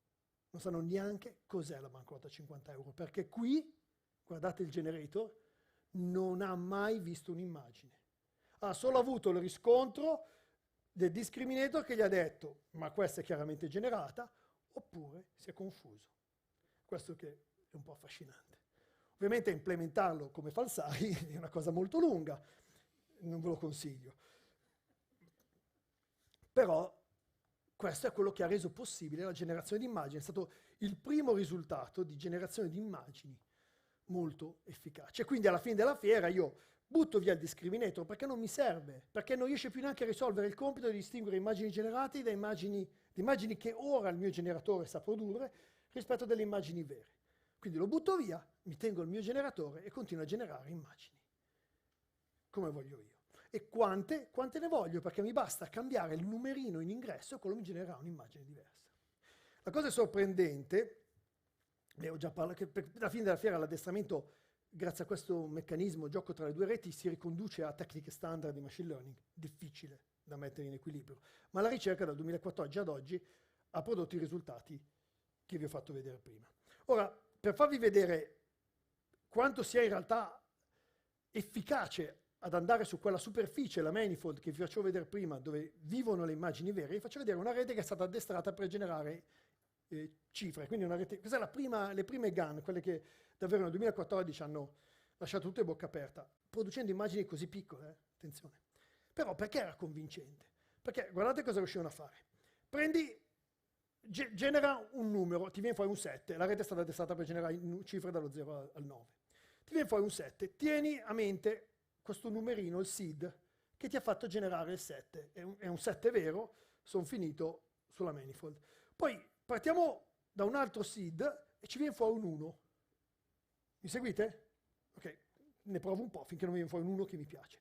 A questo punto io dico, sai che c'è? Proviamo tutti i numerini che stanno qua in mezzo, un po', e generiamo le immagini corrispondenti. Se la mia rete ha capito come sono fatte le immagini, non mi deve generare lì in mezzo immagini che non hanno senso, deve restare sulla superficie. E questo è quello che succede. Vedete, addirittura nel campionare tra questi due seed, la rete mi genera, passa dal 7 all'1 passando per il 9. Non perché abbia imparato l'ordinamento, non era quello il task, l'ordinamento non c'entra, se no sarebbe stato un fallimento. Però ha fatto una transizione, e c'è di più, qui vado veloce. Generiamo 3 immagini di facce di donne sorridenti. Poi generiamo, che per caso sono sorridenti, generiamo tante immagini, raccogliamo le immagini sorridenti. Qui sono brutte perché questo è un paper vecchio, questo è del 2016. Sono nel 2020 quelle immagini che vi ho fatto vedere, si sono riuscite a generare. Prendiamo generiamo tante immagini, raccogliamo 3 immagini di donne sorridenti. Raccogliamo 3 immagini di donne neutrali e poi raccogliamo delle immagini di un uomo neutrale. Ora, la prima cosa sorprendente è che se io faccio la media dei numerini che hanno dato luogo tramite le GAN, le Generative Adversarial Networks, a queste immagini e poi genero qualcosa corrispondente ai numerini che hanno dato questo, ottengo un qualcosa di consistente. Quindi i seed che mi hanno dato, la media dei seed che mi hanno dato una donna sorridente, mi danno ancora una donna sorridente. Una donna neutrale, se partivo da una donna neutrale, e un uomo neutrale. E se adesso io faccio donna sorridente meno donna neutrale, dove la differenza è tra i numerini che le hanno generate, ZU, qui ho segnato Z1, Z2, e poi ci sommo l'uomo neutrale, trovo un uomo sorridente. E anche se provo ad andarli vicino, trovo ancora degli uomini sorridenti. E lo stesso con gli occhiali. Prendo 3 uomini con gli occhiali, vedo qual è il seed che corrisponde a 3 uomini con gli occhiali, lo faccio con l'uomo senza occhiali, prendo una donna senza occhiali, faccio l'arithmetic e trovo la donna con gli occhiali. Questo ha dato risultati sorprendenti e quello che avete visto è proprio del 2018, la generazione di facce con Dispersion Does Not Exist.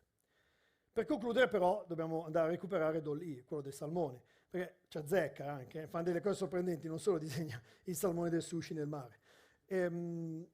E qui riesco solo a darvi un'intuizione del meccanismo. Non uso una GAN, perché nel frattempo è venuto fuori un modello ancora migliore per generare le immagini, che è un po' più stabile, che sono i diffusion model, noi non li tocchiamo.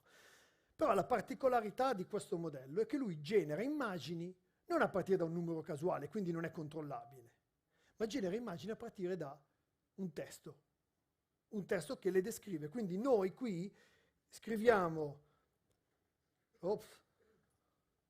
a teddy bear on a skateboard in Times Square, e questo è quello che la rete rappresenta. E ora qui questa immagine ovviamente, questa rete è addestrata da milioni di immagini, milioni di contenuti, in particolare utilizza un modello Clip, questi provengono da OpenAI, che è un'azienda all'avanguardia nell'intelligenza artificiale. È un modello che è stato addestrato per creare rappresentazioni consistenti tra testo e immagini. Ok? Ora, quello che vedete qui è proprio abbozzato. Dopo che si butta via fondamentalmente la parte che riguarda le immagini di Clip, si prende questo che è quindi una rete che prende del testo di lunghezza variabile e genera un vettore, ok? E questa rete ha fatto quel vettore per fare in modo che un'immagine consistente con quella caption darebbe un vettore simile. E poi questo vettore lo si inserisce in una specie di GAN, e questa è la magia. Con la ricostruzione tipo GAN, quindi condizionata alla rappresentazione del testo, è possibile avere l'immagine che noi vediamo. Per concludere, era considerato un po' il sacro graal dell'imaging, riuscire a generare immagini. Fino a 10 anni fa non era una cosa pensabile. Okay? Le GAN sono state le prime a dimostrare che invece è possibile grazie a tecniche di machine learning. All'inizio era in qualche modo comunque un utilizzo limitato, cioè chi pensava di dire lo uso per generare nuove immagini per addestrare reti neurali. Sì. Però io devo dire che con l'arrivo del testo, e quindi il combinare questi modelli col testo, davvero si apre una serie di potenziali applicazioni considerevoli. Queste sono tutte generate, immagini, a partire dal testo che vedete qua sotto. Perché si comincia ad andare a stimolare quella che può essere anche la creatività di una persona, se i modelli sono davvero realistici.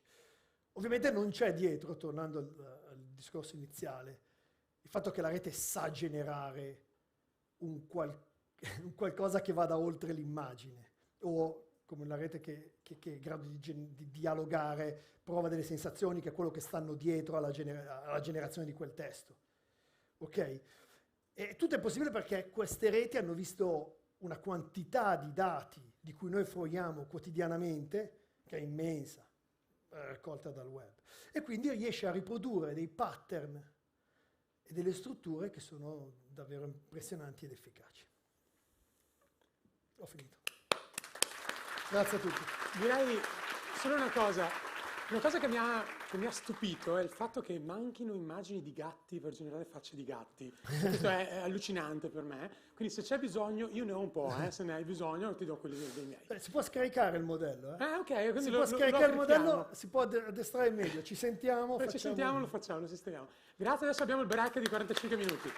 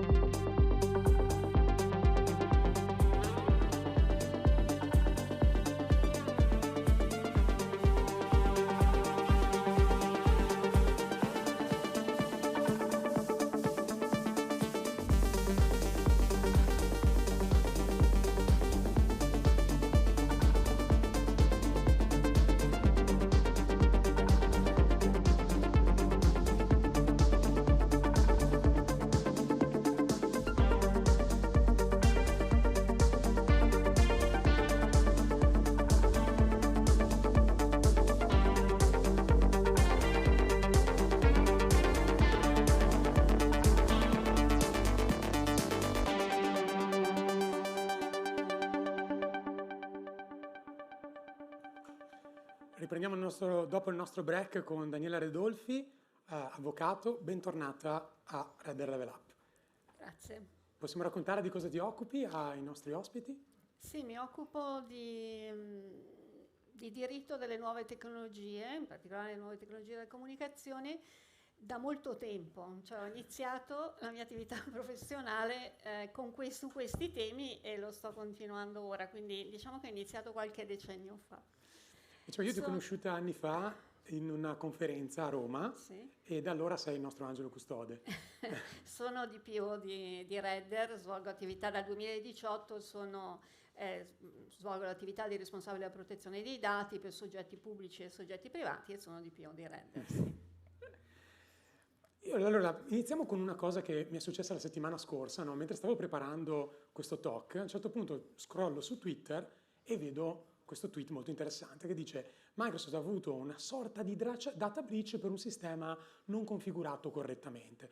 Io chiaramente abbastanza annoiato, vado avanti, e c'è una cosa che mi salta all'occhio che dice: Microsoft non ha ritenuto di dover informare i propri clienti, ha solo messo un messaggio nella home page personale, un po' quella cosa dove c'è il notification center, no, in alto.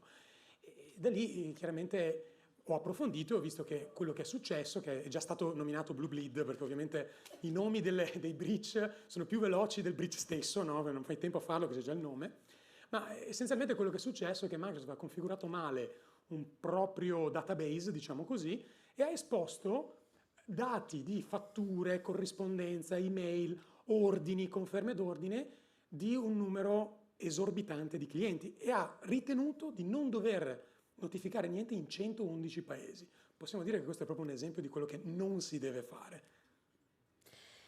Ma adesso è chiaro che è difficile poi commentare il comportamento di Microsoft o capirne le intenzioni sulla base di notizie, insomma sul web, notizie giornalistiche.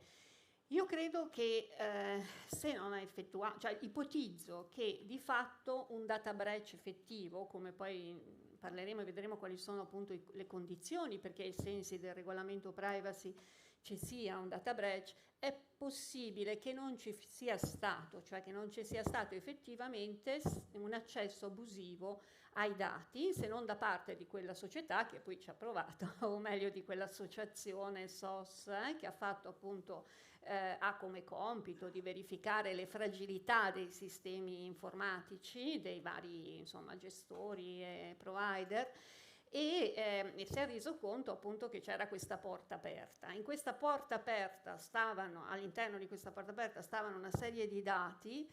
Anche qui le notizie giornalistiche dicono che erano dati relativi a rapporti business to business, quindi assumo che fossero dati prevalentemente relativi a persone giuridiche. Il regolamento per la protezione dei dati tutela i dati relativi alle persone fisiche, quindi probabilmente anche lì forse da una parte c'è stato non c'è stato effettivamente un data breach, dall'altra forse i dati che riguardano appunto questa violazione non erano dati personali relativi alle persone fisiche.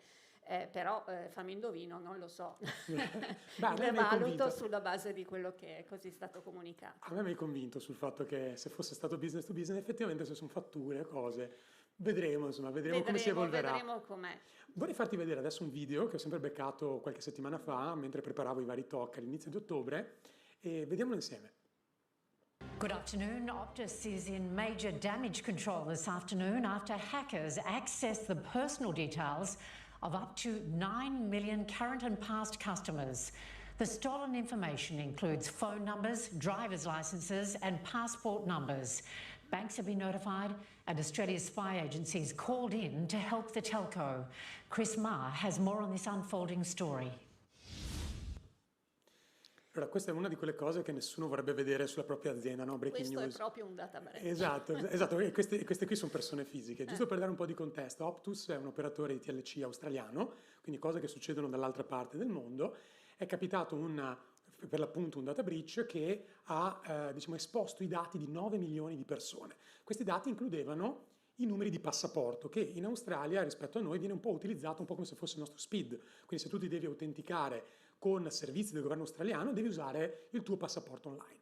questa cosa qui ha fatto sì che tutti i passaporti che sono, diciamo, stati oggetto del data breach siano stati in qualche modo invalidati, e il governo australiano si è talmente arrabbiato con Optus, cioè cose che vedevi i ministri in televisione che dicevano Optus ha combinato delle cose brutte, e ha richiesto che Optus pagasse per la riemissione di 9 milioni di passaporti, tanto che, tra l'altro è stata gestita talmente male questa cosa da Optus, che i giornali lo hanno diciamo, marchiato come una gestione che è stata una farsa.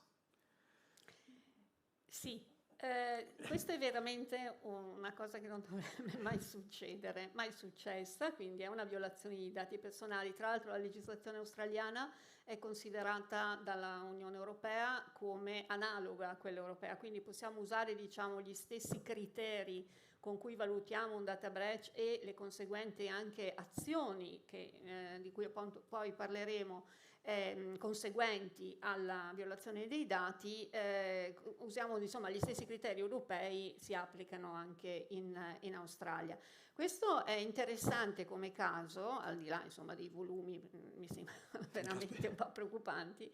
È interessante proprio per questa presa di posizione del governo, ma quindi della pubblica amministrazione, che subisce un danno a fronte appunto della violazione del dato, perché tra le misure che chi affronta un data breach deve adottare c'è quella anche di minimizzare l'impatto che la violazione ha avuta. Quindi probabilmente Optus ha chiesto alla pubblica amministrazione di annullare sostanzialmente quei documenti informatici che rappresentano il passaporto, la tessera sanitaria. Si parlava anche della tessera, dell'ID, della tessera sanitaria. Sono paesi anglosassoni, la carta d'identità è meno d'uso, si usano anche altre modalità di identificazione. Voi potete immaginare che cosa vuol dire che 10 milioni di cittadini australiani non possano accedere alla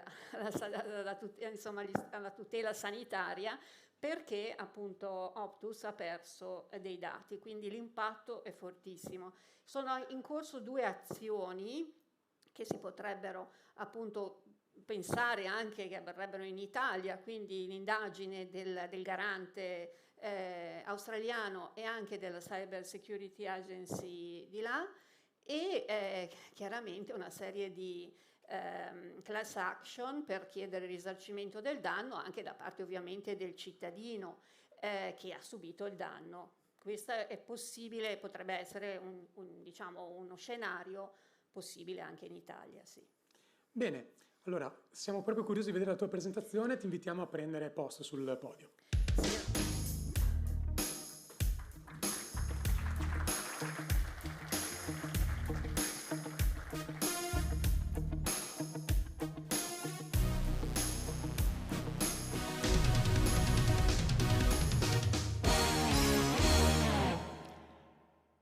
Allora, prima di tutto volevo dire che Daniel normalmente mette i miei interventi subito dopo gli effetti speciali degli interventi precedenti. Ovviamente io vi annoierò a morte, questo anticipo, però poi vi lascio la volata agli interventi successivi, quindi è una novità più facile perché con me si dormirà. Allora, il tema sono appunto le violazioni dei dati personali e un po' di esperienza nella gestione, perché il lockdown, che è vero che ci ha portato molti a lavorare in pigiama davanti al computer, probabilmente l'ho fatto anch'io e non in pigiama, perché una vecchia signora non sta in pigiama davanti al computer, però di fatto io in quel periodo ho gestito tantissimi, ma veramente diversi casi di violazione dei dati personali che hanno subito prevalentemente gli enti locali durante il lockdown, perché il passaggio allo smart working, soprattutto appunto delle piccole realtà, io sono di comuni, di piccoli enti locali,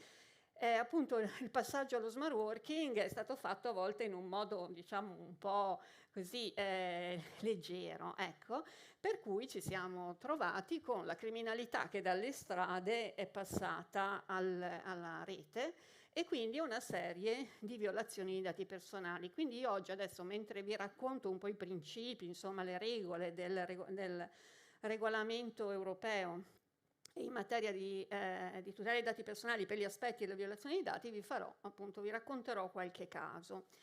Allora, intanto che cos'è una violazione dei dati personali? Per questo mi collego a quel caso di Microsoft, perché noi la violazione di dato personale nella disciplina normativa europea è una violazione della sicurezza che comporta accidentalmente o in modo illecito, da noi si direbbe, insomma, noi avvocati diremo per colpa o per dolo, la distruzione, la perdita, dove la distruzione è un atto finale, cioè definitiva. La perdita può essere anche diciamo, può essere temporanea e l'impatto poi è rilevante, vedremo poi nella gestione, è la modifica del dato, la divulgazione non autorizzata o l'accesso ai dati personali. Quello che ipotizzo in quel caso di Microsoft è che di fatto il negozio fosse aperto ma nessuno è entrato per prendere questi dati, al di là ovviamente di quello che l'ha fatto per dimostrare appunto la fragilità del sistema.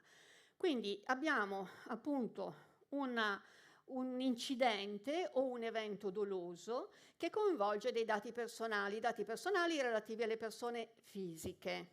E non c'è una definizione di dato personale nel nostro ordinamento, cioè il regolamento non lo dà, dice un dato che identifica o può identificare, anche incrociando altri dati, dei dati, identificare appunto una persona fisica. Io qui vi ho fatto un elenco che viene un po' dalla prassi, quindi dati anagrafici, dati di contatto, i codici, anche se immediatamente in una partita IVA che è fatta di numeri, però di fatto è da considerare un dato personale, i profili di accesso, le credenziali di accesso, i log di accesso e di connessione, ma anche delle immagini, anche delle voci, i vari casi che abbiamo visto prima, quando ci si raccontava appunto come produrre queste immagini artificiali, di fatto partendo da immagini reali e quindi trattando dati personali. E così per la voce anche. All'interno, diciamo, di questa grossa categoria dei dati personali ce n'è un sottoinsieme che il legislatore considera abbia necessità di una maggiore tutela, che sono i cosiddetti dati particolari. Probabilmente qualcuno è rimasto un po' alla definizione precedente che li definiva sensibili.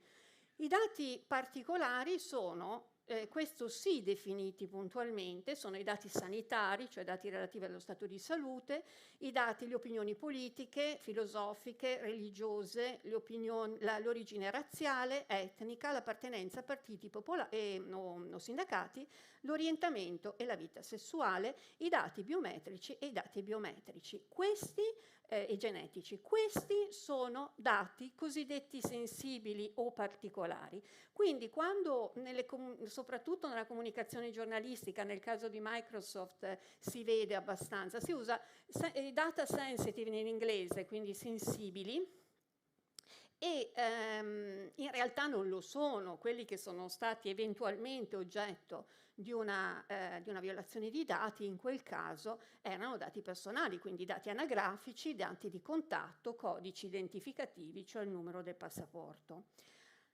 Allora, l'anno scorso, dunque voi dovete sapere che quando succede una violazione del dato personale, il regolamento prevede, salvo alcuni casi, poi lo vediamo, che ci sia un obbligo di informare il garante, perché la violazione del dato personale è una cosa grave, quindi l'autorità che controlla il trattamento dei dati deve esserne a conoscenza.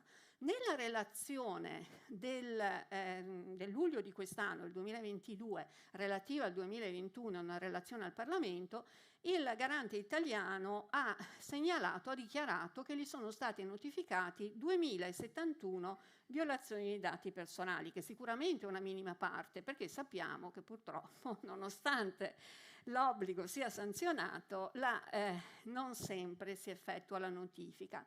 Però sono numeri di una certa consistenza. A fronte di questo sappiamo che metà più o meno sono violazioni di dati di soggetti pubblici e l'altra metà di soggetti privati. Soggetti pubblici prevalentemente i comuni, gli istituti scolastici, le strutture sanitarie, il caso del Lazio è del 2022, vero? Perché non l'ho trovato citato nella relazione, mi chiedevo dove era andato, ma in effetti era quello del 22, se no la Regione Lazio era in testa a questo data breach, alla classifica dei data breach. Poi sul fronte privato, piccole e medie imprese, insomma c'è un po' di tutto, ovviamente il settore delle telecomunicazioni, l'energetico, bancario e così via.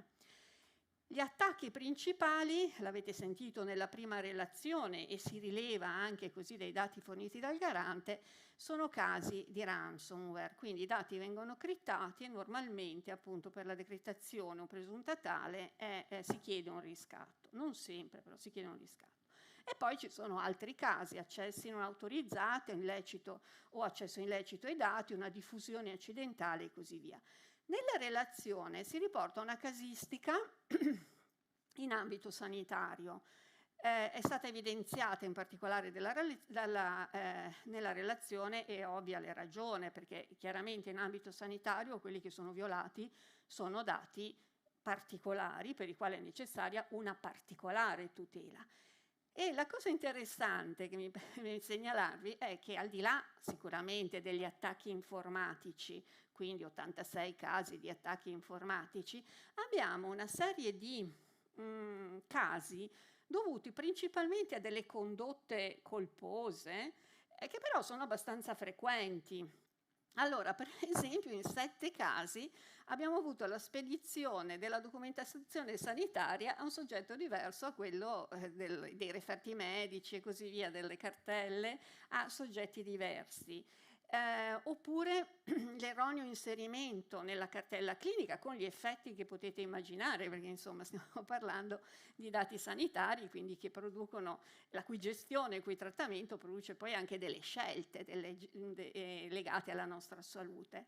C'è il caso poi abbastanza singolare, ve lo segnalo perché poi lo vedremo come è stato sanzionato, dell'attacco informatico che ha comportato la pubblicazione sul profilo Twitter di una casa di cura di immagini radiologiche. Che cosa potesse essere di interesse un'immagine radiologica, però così è successo. Un altro caso molto frequente, non soltanto in ambito sanitario, è di violazioni dei dati derivanti da comunicazioni in copia conoscenza anziché in copia nascosta. Quindi vedete proprio, diciamo che stiamo parlando di cose di una banalità insomma abbastanza evidente, ma che però possono determinare queste violazioni di dati e quindi dei danni chiaramente alle persone che li subiscono, i cui dati appunto si riferiscono, le persone che lo subiscono. Allora, che cosa dobbiamo fare? Cosa è previsto fare in caso di violazione di dati? Qualora ci succeda in azienda o nel nostro comune, nel nostro ente, una cosa di questo genere.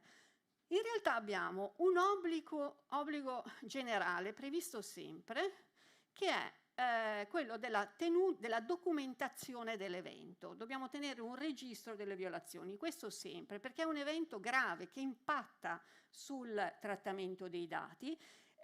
Microsoft, auspico che abbia tenuto evidenza di quel che è successo, anche perché per gli effetti che la diffusione dei dati determina. È vero che lì non abbiamo avuto un data breach, però è anche vero che stiamo parlando di un'attività così a rischio, quindi di un evento che determina dei potenziali rischi e danni, che di fatto richiede una diligenza da parte del gestore, che è una diligenza che magari sicuramente si doveva esprimere principalmente nella gestione corretta del dato, insomma senza evitare ovviamente queste vetrine aperte, ma anche eventualmente nella gestione dell'evento potenzialmente dannoso. Quindi il registro delle violazioni, poi la notifica al garante, che è previsto a meno che sia improbabile che la violazione dei dati personali presenti un rischio per i diritti e le libertà delle persone fisiche,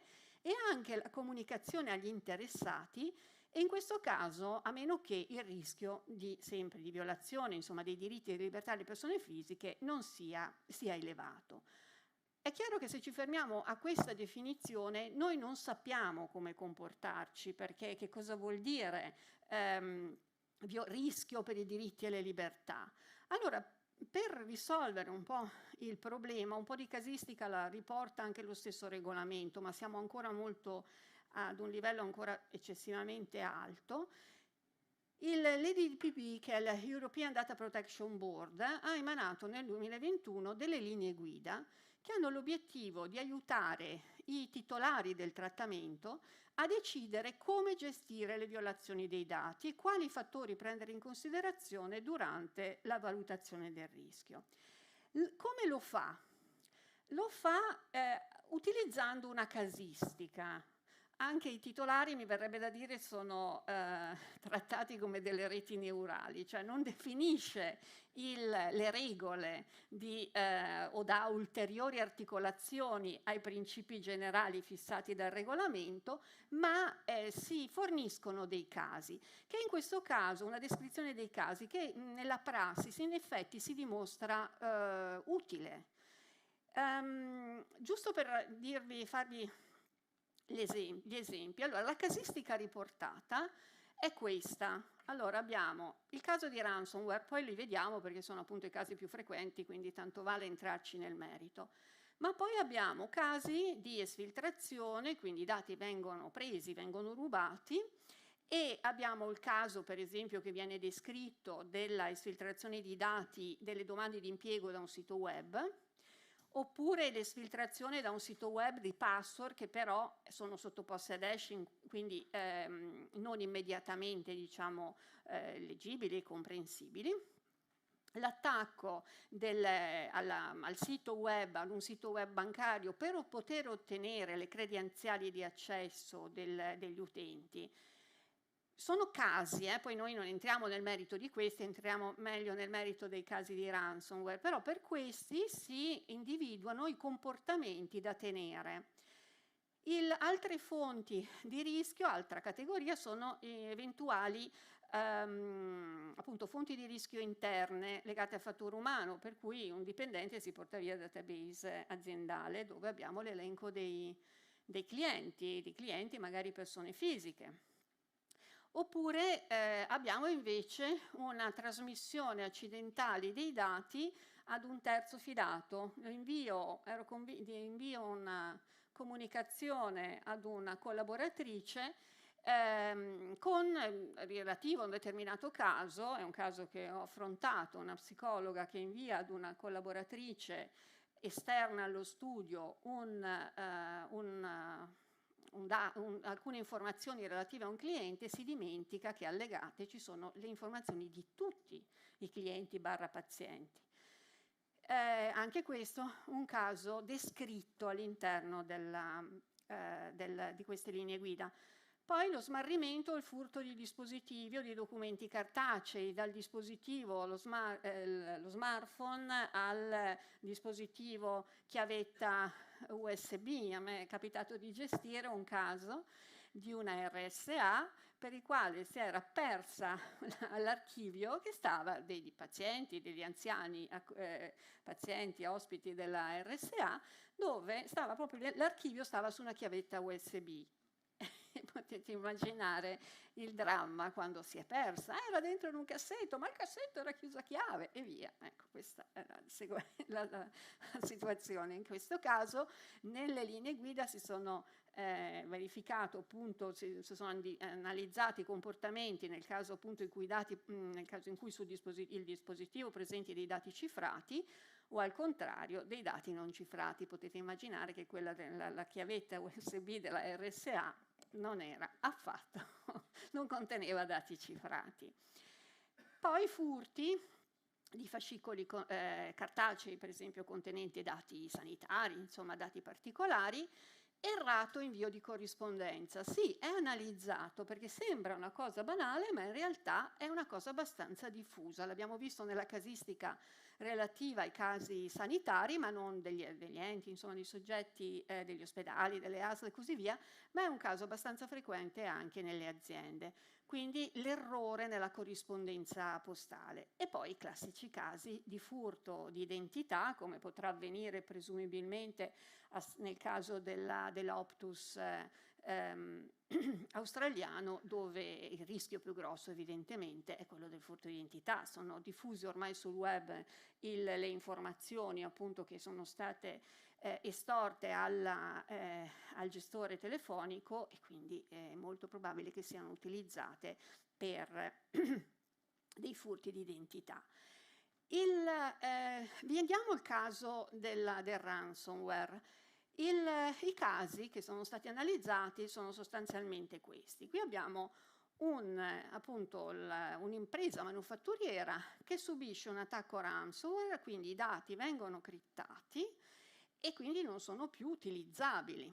Però i dati nel caso in questione c'è un backup adeguato e non c'è alcuna, parrebbe, perché poi vai a capire se effettivamente questo succede o non succede. Nel caso del ransomware c'è sempre il dubbio che non solo i dati vengano criptati, ma vengano anche poi appunto ci sia un'esfiltrazione, quindi vengano poi utilizzati dall'hacker.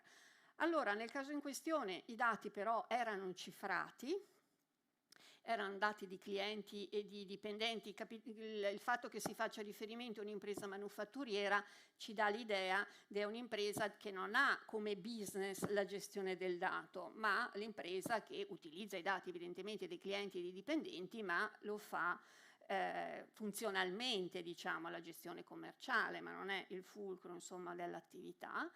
Qui abbiamo appunto i dati erano criptati, la chiave di cifratura non era compromessa. Grazie al backup si è riusciti cioè a non avere degli impatti rilevanti sull'operatività aziendale, quindi si è ritenuto che non ci fosse un rischio per i diritti e le libertà degli interessati, nel caso in questione i clienti e i dipendenti, e quindi era sufficiente la compilazione del registro, non è stata fatta alcuna notifica al garante. Diverso un po' il caso di un'azienda agricola, anche questa è un'azienda che non ha evidentemente come oggetto la gestione dei dati, però in assenza di un backup adeguato. Anche qui i dati non sono stati criptati, ma parrebbe non siano diffusi, e i dati erano relativi a clienti e dipendenti. Il ripristino ha comportato diversi giorni, quindi l'operatività è stata rallentata, ma soprattutto i dati non erano criptati. Quindi, questo, scusate, qui non l'ho indicato, è stato necessario, in questo caso, fare la notifica al garante. Stesso caso però qui in ospedale, qui è il clou della cosa. Abbiamo un ospedale, ha il suo backup, non c'è stata, i dati non sono stati sfiltrati, però dati riguardanti dipendenti e pazienti, il ripristino avviene in 2 giorni. Io ho avuto un caso di un ospedale che è stato bloccato per 5 giorni, quindi la notifica prima del lockdown, appena qualche mese prima, quindi ho gestito una situazione, cioè ai fini della privacy per fortuna, non quella della gestione dell'ospedale, ma un caso di questo genere dove si è bloccata proprio l'attività, non c'era più attività ambulatoriale, non c'erano più attività nelle sale operatorie, il che l'impatto evidentemente è molto forte sui diritti fondamentali delle persone, quindi sui dati relativi alla salute e sul diritto alla salute, e ovviamente notifica al garante, comunicazione agli interessati anche. Mi è capitata una comunicazione all'interessato, il primo caso che ho gestito di data breach proprio riguardato un insegnante che aveva nella propria borsa il fascicolo di un minore, e di un minore con la certificazione per la disabilità. Esce dalla riunione, lascia la macchina, la borsa, a quel punto un ladruncolo gli rompe il vetro, porta via la borsa, e a quel punto, dato sanitario, obbligo di notifica al garante, perché i casi possono essere banali ma sono anche di questo genere, anzi prevalentemente casi di questo genere, di là insomma dell'ospedale, di un paio di 5 comuni in un'unione che hanno avuto l'anagrafe bloccata per quasi una settimana. Ecco, a parte questi casi un po' più eclatanti, poi alla fine la gestione anche di casi più banali, ma lì ricordo perfettamente la telefonata come DPO ai genitori dell'alunno disabile per avvisarli appunto che i dati dell'alunno probabilmente erano finiti in un cestino da qualche parte, ma di fatto non erano più nella disponibilità della scuola. E poi ancora l'ultimo caso previsto appunto in questa linea guida, il ransomware nei confronti di un'impresa di trasporti senza backup e con esfiltrazione. È stato in questo caso non abbiamo dati sanitari, però c'erano i documenti di identità. Noi ci identifichiamo non come gli australiani, ma normalmente consegnando documenti di identità di cui viene fatta copia, no? E quindi la gestione di queste, il rischio diventa più alto, non abbiamo più solo semplicemente il codice. E quindi l'impatto appunto nel caso di violazione del dato diventa veramente rilevante. E infatti qui addirittura i numeri di carta di credito, cioè succede di tutto, l'Armageddon della violazione dei dati personali. Qui abbiamo notifica al garante, ovviamente comunicazioni agli interessati e compilazione del registro. Ecco, la cosa di rilievo è che nonostante appunto la casistica sia abbastanza ricca, in Italia non c'è una pratica molto diffusa di richiesta di risarcimento del danno.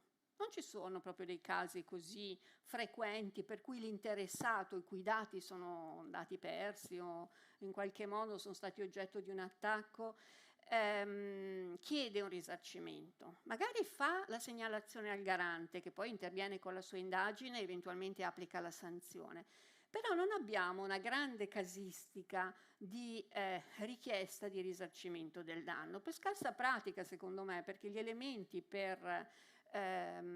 appunto per fare una causa civile di risarcimento ci sono. È chiaro che poi lì in quel caso noi dobbiamo dimostrarlo il danno, però di fatto non abbiamo una grande esperienza insomma di questo.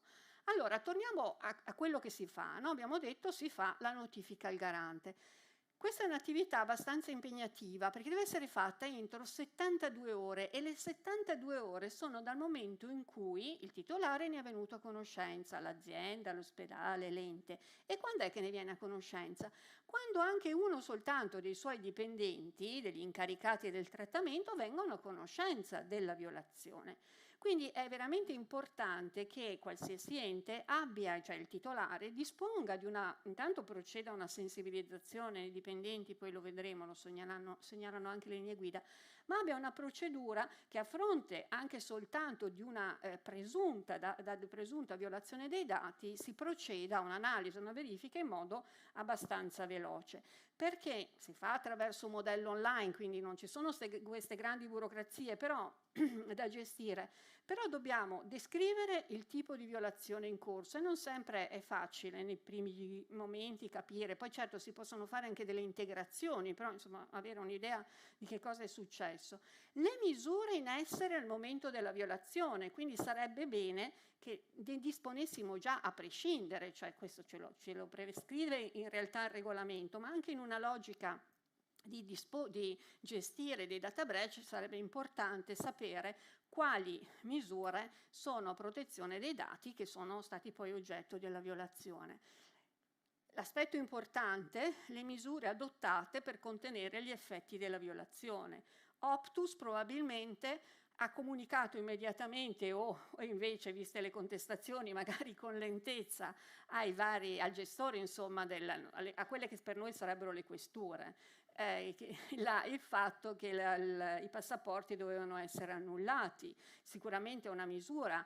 Sicuramente bisogna anche in quelle 72 ore capire se c'è bisogno di una collaborazione degli interessati. Supponete che vengano violate le password, le credenziali di accesso. È chiaro che debbo comunicarlo agli interessati, porre in essere un'azione nei confronti degli interessati in modo che poi procedano loro autonomamente alla sostituzione appunto delle password. Quindi questo vuol dire anche attivare delle procedure in questo senso. Poi una riflessione sulle misure da adottare per evitare che l'evento si ripeta e quindi segnalare poi al garante se è necessario o meno, se si è effettuata o meno la comunicazione agli interessati. Qualora appunto il garante ritenga che la comunicazione deve essere fatta, poi può adottare delle misure in questo senso. Il registro delle violazioni. Il registro delle violazioni tiene memoria di quello che è successo e soprattutto delle considerazioni che abbiamo fatto in relazione all'obbligo o meno di notifica. Perché la notifica e la comunicazione all'interessato, la mancata notifica e la comunicazione all'interessato è sanzionata. Quindi se riteniamo di non procedere alla notifica, dobbiamo tenerne memoria in modo tale che qualora ci fosse una verifica, possiamo dare atto che l'obbligo, la necessità o meno di applicare quell'obbligo è stato valutato e per quali ragioni. Le linee guida quindi aggiungono queste considerazioni. È necessario, parlano addirittura di un manuale per la gestione delle violazioni, comunque di una procedura interna volta a gestire le violazioni, perché la violazione di un dato personale rappresenta un evento molto rischioso, non soltanto per gli interessati, ma anche per lo stesso titolare. E quindi in ragione di questo va gestito e va gestito con diligenza. E quindi la formazione e la sensibilizzazione dei dipendenti che anche in caso di dubbio, meglio insomma il dubbio magari insomma a fronte di un dubbio una segnalazione che poi non porta a una considerazione tipo quella a cui è giunto Microsoft, insomma non è necessaria una notifica al garante, piuttosto che appunto nascondere sotto il tappeto l'evento. Perché come dicevo, la mancata notifica è sanzionata. Io vi ho segnalato ovviamente i massimi perché sono quelli che piacciono indicare agli avvocati, che qual è la sanzione, oppure il cliente ti dice ma di che cosa rischio? 2 milioni di euro di sanzione. In realtà sono i massimi e poi vediamo, insomma io ho fatto una piccola ricerca per vedere i casi quest'anno, nell'anno in corso, vedere i casi di sanzioni derivanti da un data breach in generale, poi sia nel caso in cui la notifica sia stata fatta che non fatta. Comunque la sanzione è un rischio e quindi va considerata. Ovviamente qui i massimali sono quelli indicati dal regolamento, poi i casi appunto lo vediamo saranno un po' diversi, sono un po' diversi. Importante anche questo, che il garante può prescrivere delle misure correttive, può per esempio dire no, guarda che se tu hai deciso di non comunicarlo agli interessati, invece gli interessati debbono conoscere l'evento, oppure può dire no, guarda che le misure che hai preso per contenere il rischio sono troppo blande, devi intervenire, quindi ha un ruolo anche di prescrizioni di misure correttive, non soltanto appunto di applicazione della sanzione.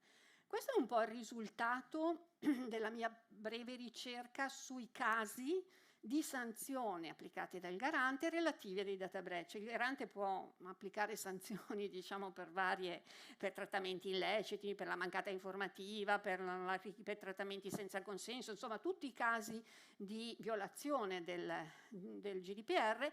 Questi sono casi in cui il tema, cioè il provvedimento, partiva da una violazione dei dati. E come vedete andiamo da una sanzione di 3.000 euro al caso Uber di quest'anno, dove sono state applicate alle 2 società di Uber 2 milioni di euro ciascuno di sanzione, a casi un pochettino più di rilievo, come accessi abusivi tramite uno sportello virtuale, quello che ha subito l'INAIL. Si accedeva attraverso al sito delle INAIL e chi accedeva anche alle posizioni di altri, no? Lì l'INAIL ha preso 50.000 euro di multa.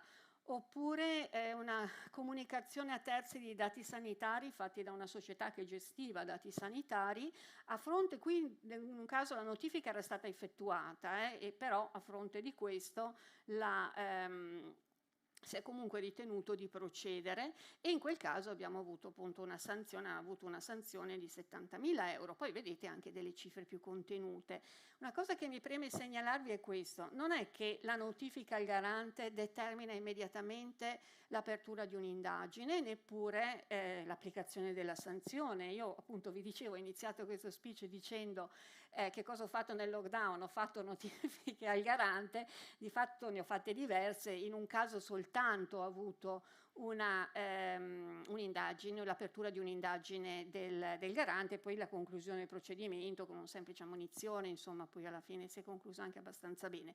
Però teniamo conto che il rischio appunto che si apra effettivamente l'indagine c'è, dipende anche da come si fa la notifica, dal modo in cui si è collaborativi nella comunicazione delle informazioni e così via.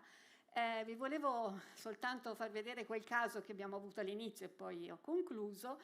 La diffusione dei dati sanitari, quelli dei referti radiologici sul profilo Twitter della casa di cura, ha comportato una sanzione di 30.000 euro.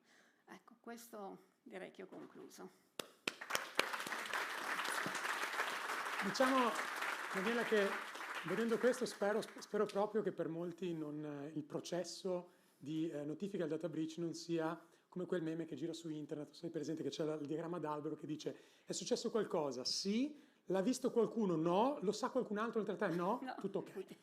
Grazie, adesso abbiamo 10 minuti di pausa.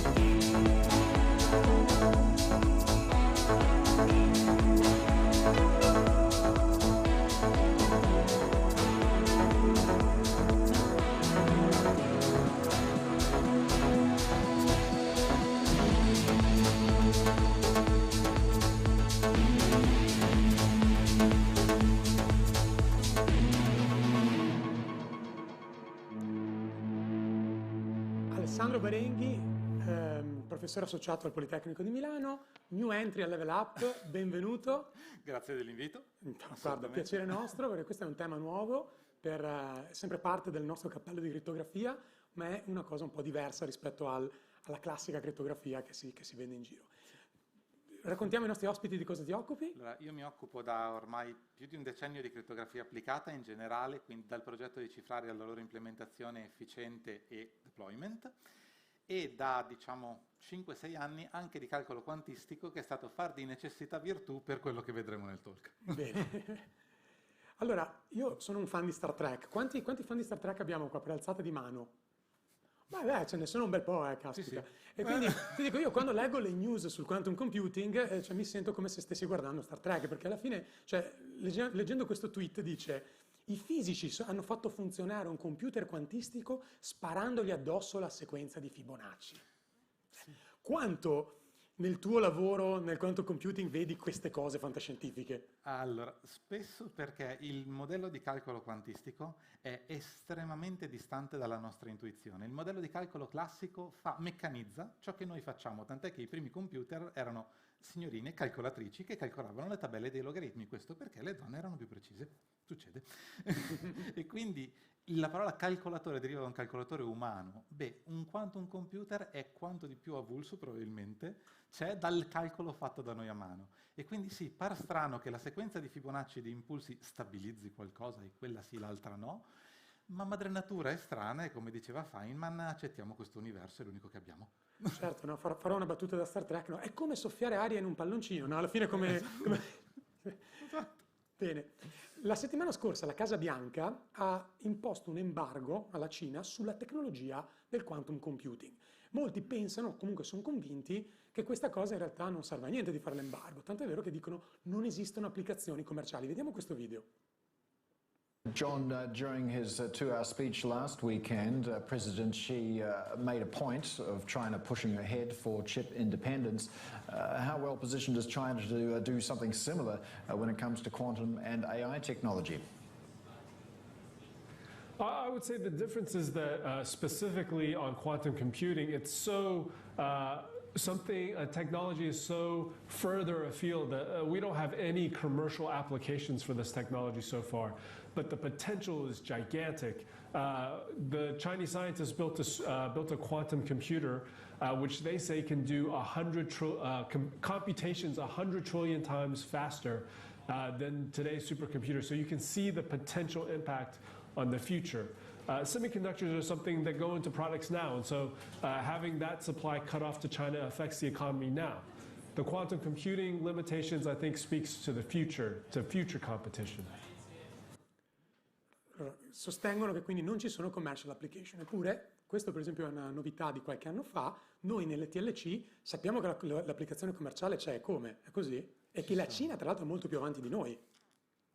Allora, ci sono applicazioni già commerciali più sulle comunicazioni quantistiche che sul calcolo intrinseco, perché trasportare dei qubit è ironicamente più facile che manipolarli per farci dei calcoli. E trasportare dei qubit ha un'applicazione molto concreta per quello che riguarda la confidenzialità delle comunicazioni. Banche svizzere hanno funzionanti attualmente reti commerciali quantistiche, quindi siamo sul mercato. È chiaro, ha senso un embargo? Beh, se si vuole prevenire dalla competizione, in qualche misura brutale che sia, funziona. Certo, perché diciamo che qual è l'utilità di una rete, di un network quantistico? Cosa vuol dire che è quantistico? Vuol dire che non sto trasferendo numeri, uni e zeri, ma una particella nello stato in cui si trova, con tutta l'informazione che porta. Beh, con un po' di ingegno posso far sì che questo mi consenta di condividere un segreto con te, che ti trovi a 7000 km di distanza, e chiunque tenti di leggere ciò che è passato, o lo fa in maniera che io e te ce ne accorgiamo entrambi, oppure non hai idea di cosa ha letto.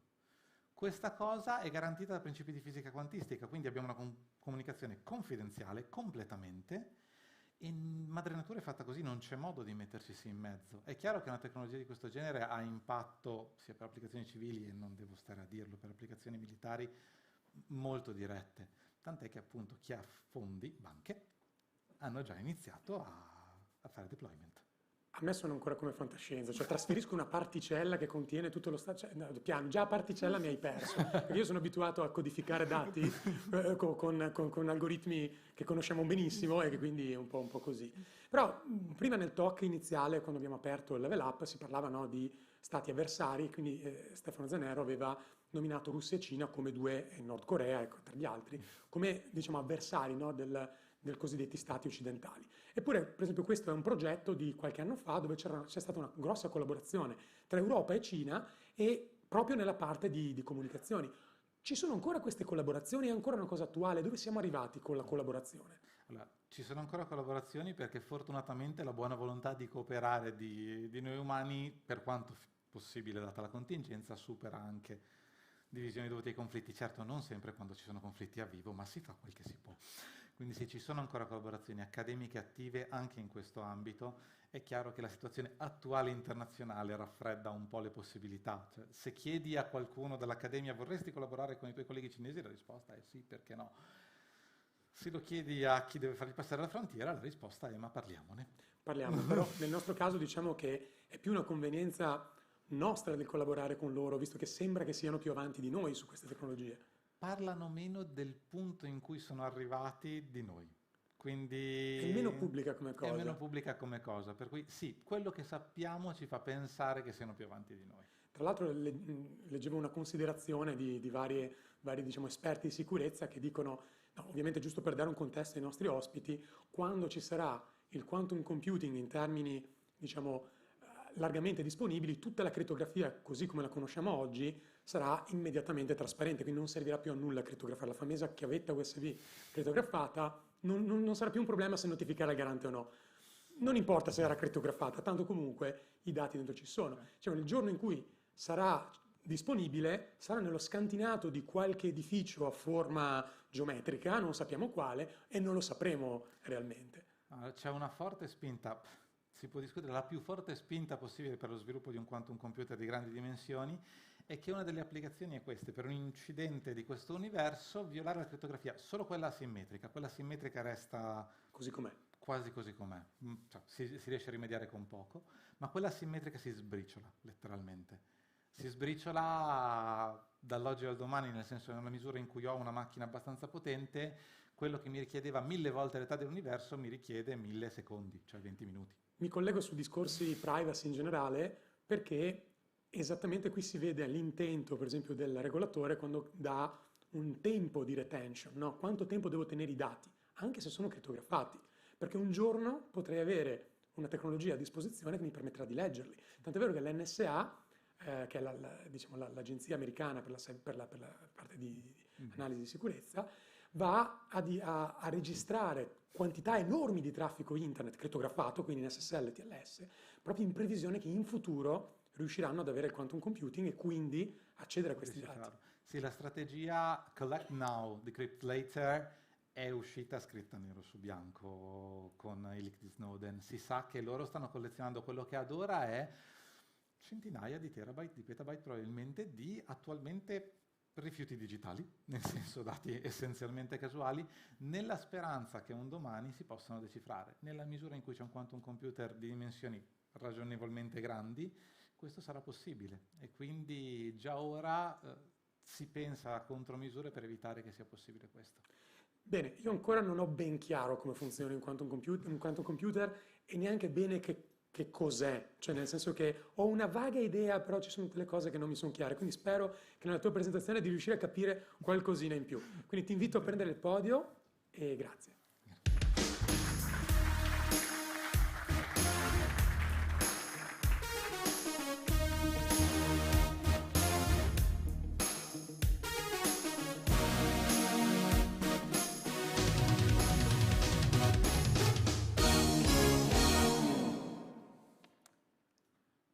Allora, l'obiettivo dell'intera presentazione sarà, quantomeno nelle mie migliori speranze, quello di potervi dare davvero un'idea, per quanto breve, di cosa può fare e non può fare un quantum computer. È chiaro, non ho la pretesa di far stare in mezz'ora quello che tipicamente in più di un'università sono 2 semestri, perché La nostra trasmissione umana ha circa 3 bit al secondo come banda, qualunque lingua essa sia. C'è uno studio interessante di linguistica comparata, a 3 bit al secondo per una mezz'oretta, insomma passa quel che passa. Quindi ci proviamo. Quindi partirò con un po' di idee fondamentali di cos'è un quantum computer e cosa vuol dire fare calcolo quantistico. Fatto questo ci domandiamo cosa c'è di utile per la società che possiamo fare. Cosa c'è di effetto collaterale, che è stato un po' il punto discusso prima, si rompe parte della crittografia moderna, e come prima che questo succeda ci sia una sorta di apocalisse digitale, stiamo tentando di agire preventivamente per non trovarci subito in situazioni poco piacevoli. Allora, l'idea tipica che si trova su qualunque brochure di qualunque società che stia sviluppando un quantum computer è: l'informazione non è più 0 o 1, non c'è più un bit che o è 0 o è 1, il bit è sia 0 che 1. Ecco, questa probabilmente è la cosa più fuorviante che si possa dire del calcolo quantistico. È brutto da dire ad alta voce, ma per amor del cielo, perché per un calcolatore quantistico la differenza è quella che c'è tra il calcolo classico, dove io scelgo questo bit o è 0 o è 1, su questo filo c'è tensione o non c'è tensione. Beh, su questo qubit, e tipicamente lasciamo ai fisici scegliere quale tipo di particella usare per farlo funzionare, però quello che rappresenta è un mischiotto tra 0 e 1. È sì sia 0 che 1, ma nella misura in cui è un po' 0 e un po' 1. Quindi se il bit classico è o nero o bianco, un qubit è qualche grigio. E quando io lo manipolo per fare calcoli, cambio la tinta del grigio. Posso andare più verso il nero, più verso il bianco. L'intero calcolo quantistico è una serie di argutissime osservazioni su come spostarmi di colore. Madre natura non aiuta, perché gli spostamenti di colore consentiti senza violare leggi della fisica non sono molti, ma insomma, si fa di necessità virtù. Beh, qual è la potenza di un quantum computer? Che su un calcolatore classico, se prendo 2 bit, rappresento 4 colori, alla fin fine, perché a costo 2 bit ho 00, 01, 10, 11. Dategli 4 colori, ho preso quelli della stampante, cioè nero, ciano, magenta e giallo, e ottengo i 4 possibili valori 2 bit classici. In un quantum computer io posso fare calcoli con l'intero spazio di colori, cioè la mia rappresentazione dell'informazione si muove come voglio, morbidamente qui dentro. Come voglio, perché madre natura, al meglio di quanto sappiamo adesso in fisica, è continua, o ci piace pensare che sia continua, perlomeno fino alla distanza di Planck, e quindi posso muovermi come voglio. Beh, questo vuol dire che quando mi sposto di colore cambio entrambi i qubit, perché andando da qui a qui, certo ne cambio uno solo, ma se mi sposto in diagonale li sposto entrambi. Ok? Tutto questo come modo di fare i calcoli rispetto a ho delle cifre, le sommo, le sottraggo, le manipolo, è orribilmente controintuitivo. Come anticipavo, purtroppo madre natura funziona così, abbiamo questo universo, lo facciamo funzionare. Insomma, da ingegnere è un po' l'obiettivo. Bene. Quindi i punti distintivi tra calcolo classico e quantistico, e sono le cose terribilmente disturbanti, non lo dico io, lo dice Richard Feynman, che ha un Nobel all'attivo, sostanzialmente la formulazione della teoria che ci sta dietro. Alcune di queste cose sono completamente controintuitive, perché noi umani viviamo su una scala gigantesca rispetto a questi fenomeni, non ne abbiamo esperienza evolutiva e quindi non li abbiamo mai visti. Ci sono alieni. È normale? Sì. Quindi, there are no miracle men in quantum computing. Non c'è qualcuno che vede la matrice e programma un quantum computer a istinto. Ci facciamo un'intuizione, pian piano costruendocela per quello che comprendiamo. La prima cosa controintuitiva è che io parto da un valore e ne ottengo un altro, se il calcolo è classico, sono su uno dei 4 puntini, di là vado da una tinta a un'altra morbidamente. Ecco, il primo salto è che in un calcolatore classico io leggo i bit sono ancora lì, me ne faccio una copia e sono gli stessi. Nel mischiotto di colori, madre natura fa sì che se io lo guardo, il puntino si sposti in uno dei 4 angoli e io posso solo vedere un colore puro. Perché? Perché è dal 1913 con Heisenberg che proviamo a fare altre, madre natura ce l'ha sempre impedito. Ne abbiamo una spiegazione, abbiamo smesso di chiederci il perché. Contempliamo che madre natura è fatta così. Quindi un calcolatore quantistico è fatto in una maniera tale per cui io faccio un calcolo, ma non vedo il risultato. Vedo una cosa che assomiglia al risultato. Tutto il gioco è, fai in modo che dove ti sei spostato sia vicino a un angolo, così lo leggi sempre giusto. E letteralmente tutto il gioco è fatto così. Altra cosa, come ho detto, guardo il colore e il colore si altera. Quindi se rileggo il colore, non avrò la stessa lettura. Non posso fermarmi, leggere e andare avanti, devo ripartire. E questo rende il progetto di algoritmi ancora più difficile, ogni volta da capo. E questo è scomodo. In sostanza c'è addirittura un teorema che ci dice che io non posso copiare uno di quei colori, non posso dire, ah beh, ma se lo guardo e si sposta in un angolo, io prima ne faccio una copia, leggo la copia e lui è rimasto ancora fermo. No, madre natura aborre le copie su scala quantistica. E quindi ancora una volta, niente, prendiamo atto. Sembra tutto molto strano, me ne rendo conto, però quello che vedete quando qualcuno tenta di fare calcoli quantistici è venire a patti con il lato alla mia sinistra. Quindi sogni. Spesso si dice il calcolatore quantistico risolve tutti i problemi tentandole tutte in un colpo solo, provando tutti i possibili valori in ingresso e cercando di vedere se qualcuno di questi è una soluzione. No. Come potete intuire da quanto abbiamo detto, io non faccio calcoli per tutti i colori possibili. Io mi scelgo un colore e faccio conti. Non faccio conti per tutto il piano. Eppure tutte le brochure si ostinano a dire che risolveranno tutti i problemi di ricerca di questo mondo semplicemente perché posso provarle tutte. Se fosse vero, se fosse questo l'universo in cui viviamo, dimostrare un teorema di matematica dal nulla o verificare che la dimostrazione sia corretta avrebbero la stessa difficoltà. Perché provare tutte le dimostrazioni possibili in parallelo o provare l'unica che ho sul foglio di carta mi richiederebbe lo stesso sforzo.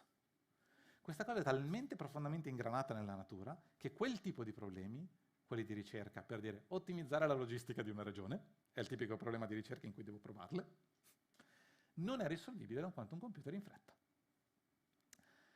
Per contro risolvo molti problemi un pochino più in fretta. Quanto vuol dire un pochino più in fretta? Quantifichiamo. Prendiamo l'ottimizzazione di portfolio, che è un altro problema di ricerca. Un calcolatore classico ce la fa, diciamo, per 100 azioni in un'oretta. Un calcolatore quantistico va quadraticamente più in fretta, quindi al posto di 100 faccio 100 per 100, 10.000 azioni. Non è sconvolgente, ma non si butta via. Se devo fare ottimizzazione di portfolio, improvvisamente la mia azienda sa fare ottimizzazione di 10.000 azioni alla volta, e gli altri di 100, che è quello che IBM, Google non sta ancora vendendo ma quasi, Amazon, cercheranno di iniziare a vendervi mettendolo sulle brochure, perché non è un guadagno life changing, ma è un guadagno. E poi ci sono alcuni problemi, ok, mettiamo i puntini sulle i, 3 problemi, in cui un calcolatore quantistico è enormemente più veloce di uno classico, esponenzialmente più veloce di uno classico. Sono pochi e di questi 3 non ne tratterò uno perché è solo un esempio a pagliericcio per far vedere che esistono. Quindi diciamo ce ne sono 3, di cui 2 interessanti. Vabbè, andiamo bene. Allora, cosa posso fare con un calcolo quantistico che migliori la società?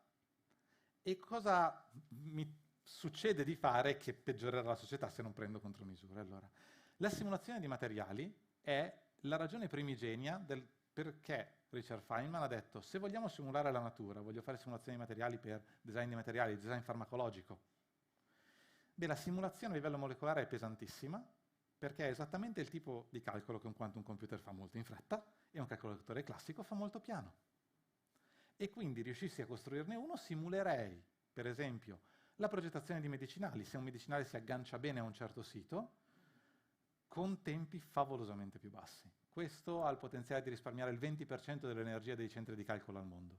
Circa il 20% della bolletta energetica di chi fa high performance computing è grosso modo su drug design. Metti, togli qualcosina, un quinto. Vorrebbe dire ridurlo a qualche decina di kilowattora, tecnicamente, che è ridicolo, insomma, in proporzione. Problemi di ottimizzazione discreta. Come ho detto prima, potete andare un po' più in fretta. Non aspettatevi rivoluzioni. Però se un po' più in fretta è quello che vi serve per coprire un'intera regione e prima coprivate una città, beh, non fa male, non lo buttiamo. E una chicca uscita abbastanza di recente, i lavori, mentre questi lavori sono alcuni ben stagionati, diciamo, la prima idea è degli anni '80 di Feynman, beh, le applicazioni di calcolo numerico per intelligenza artificiale sono su dati molto sparsi, cioè su dati di cui ho pochissimi campioni, molto presi a spillo sull'universo delle possibilità, si riesce a impacchettarli bene per un quantum computer e si guadagna un pochino, come l'ottimizzazione. Nulla di fantascientifico, meglio di niente. E poi i tipici 2 problemi che non servono a nulla, cioè vi do un grosso intero, vi dico io che è tirato fuori come il prodotto di due primi, grandi più o meno la metà delle cifre, perché quando faccio il prodotto esce fuori una cosa lunga al doppio. Vi chiedo, mi dite i fattori. Questa cosa, ad ora e dai tempi di Gauss più o meno, è difficile per noi umani a manina, ma anche per i calcolatori. Beh, un calcolatore quantistico ci mette il tempo che voi ci mettete, se vi do i due numeri, a moltiplicarli. Quindi va terribilmente in fretta. Un altro problema è quello dei logaritmi discreti. Senza stare qui a entrare nel merito, in pratica se vi do un orologio, che anziché avere 12 ore ha qualcosa del tipo un numero 10 cifre di ore, do un colpo alla lancetta, vi do il punto di partenza e il punto di arrivo, vi chiedo quanti giri ha fatto. A noi sembra impossibile, se non provate tutte. Beh, madre natura ha questa piacevolissima caratteristica di dirvi quanti giri ha fatto in una quantità di tempo proporzionale ai passetti. Quindi in fretta, molto in fretta. Cosa ce ne facciamo? Beh, qui mi piace sempre lasciare un attimo di suspense sul perché me ne farò qualcosa e dire, vabbè, perlomeno per la prima parte che sembra utile alla società, mi arriva questi quantum computer, posso comprarli, sono sul mercato, ce li ho oggi, domani, dopodomani, fra 20 anni. Beh, stando a sentire IBM e Google, li abbiamo già funzionanti. Insomma, avendone visto uno a distanza di braccio da me, dal vivo, sì, effettivamente non sono finti. IBM ne offre uno addirittura accessibile via internet, con poca potenza di calcolo, 4 qubit, quindi insomma, per amor del cielo, però ci si può giocare, funziona. Però al momento nessun quantum computer è arrivato a essere abbastanza grosso da far calcoli più in fretta di un calcolatore classico, che è sproporzionatamente più grosso ma ancora costruibile. Questo concetto si chiama quantum supremacy, cioè quando ne costruiamo uno abbastanza grosso, che anche se metto insieme tutti i calcolatori della Terra, non posso barare e fingermi un quantum computer. Se dovete mettere un numero, per dargliene uno, 2 alla 80 operazioni, non è infattibile fisicamente per una macchina classica, ma noterete i piloni di rame che portano la corrente al data center. Quindi, se non altro, si vede che stanno barando. Okay? Siamo arrivati a oggetti da 56 o 76 qubit, di cui c'è evidenza di calcoli fatti. Siamo vicini a quel 2 alla 80 magico, però siamo ancora sotto. Soprattutto perché uno dei due che hanno detto, beh, ci siamo quasi riusciti è Google, e per Google 2 alla 56 operazioni sono questione di un quarto d'ora data center. Quindi se proprio devo bararla in una gara, adesso non costa così tanto. Quasi. Come fare previsioni? È chiaro, fare previsioni interpolando sul futuro è sempre un mestiere rischioso. Però una persona che ci è riuscita molto bene è il fondatore di Intel, Gordon Moore, il cofondatore di Intel, per amor del cielo, che negli anni 50-60, come notate dalle ascisse di questo grafico, iniziò a contare i componenti integrati sui primi componenti integrati in silicio e disse chissà quanti ne integreremo. Ma se inizio a fare un grafico di quanti componenti integrati in funzione dell'anno a crescere, mi rendo conto che raddoppiano più o meno ogni anno e mezzo. Gordon Moore disse questa cosa appunto ormai 70 anni fa. Questa regola empirica ha smesso di essere una buona regola nel 2015, con tutto sommato un educato 60 anni di predizione corretta dell'evoluzione dei semiconduttori. Poi ha smesso, va bene, però 60 anni sono un periodo di tutto rispetto. Beh, se questa stessa abilità, questa è una legge dell'ingegno umano, si dice, perché gli ostacoli per riuscire a sostenere un raddoppio di componenti nella stessa area sono via via più fenomenali. Ci siamo riusciti per 60 anni. Se ci riusciamo per i quantum computer, ha senso pensare a una legge di Moore quantum? Beh, questi sono, al passare degli anni, il numero di qubit dei quantum computer fisicamente costruiti. E se prendete anche solo la produzione di IBM, tutto sommato siamo a una retta. Notate che la scala è logaritmica, e quindi questa retta è un raddoppio a ogni periodo, è un esponenziale. Sembra, per quel che possiamo vedere da poca storia, essere l'inizio di un ottimo inizio. O di un pessimo inizio per alcune cose, ma tra un attimo. Quindi sì, c'è motivo di credere che arriveremo almeno a delle dimensioni ragionevoli per farci qualche conto utile. Terremo 60 anni di evoluzione? adesso io sono ottimista sulla speranza di vita, ma il sottoscritto non ha così tante ambizioni, insomma, inizia a avere 40, per carità del cielo, si sa mai, ma insomma, però se i miei figli e nipoti avranno modo di vederlo, insomma, saranno contenti probabilmente. Ok, arriviamo all'esempio completamente inutile di prima e al perché questo talk aveva l'etichetta crittografia. Perché incidentalmente nel 94 Peter Shor, un matematico, si rende conto che col modello di calcolo delle macchine quantistiche, su cui io volontariamente ho educatamente glissato, cioè sull'operatività del calcolo, posso, e vi garantisco che l'algoritmo è terribilmente controintuitivo, ci si mette 2 ore a spiegarlo a qualcuno che sa come funziona una macchina quantistica, quindi se vi sembra orribile, è orribile, succede. Posso fattorizzare numeri interi e risolvere algoritmi discreti molto in fretta. Questo è il tipico problema di teoria dei numeri che un grande matematico, Gottfried Hardy, per chi ha visto L'uomo che vedeva l'infinito e l'Advisor, e Jeremy Irons, disse: io faccio questo tipo di matematica perché è meravigliosa, non ha effetti negativi sulle vite delle persone perché non ha nulla a che vedere con lo sforzo bellico. Lui lo scrisse in apologia di un matematico nel 1940, che era un periodo un po' travagliato a livello mondiale, e disse: questa matematica non farà mai danni a livello militare. Andate avanti al 1978, la fattorizzazione degli interi e i logaritmi discreti sono i problemi che speriamo siano difficili, perché l'intera crittografia simmetrica moderna standardizzata sta in piedi su quelli.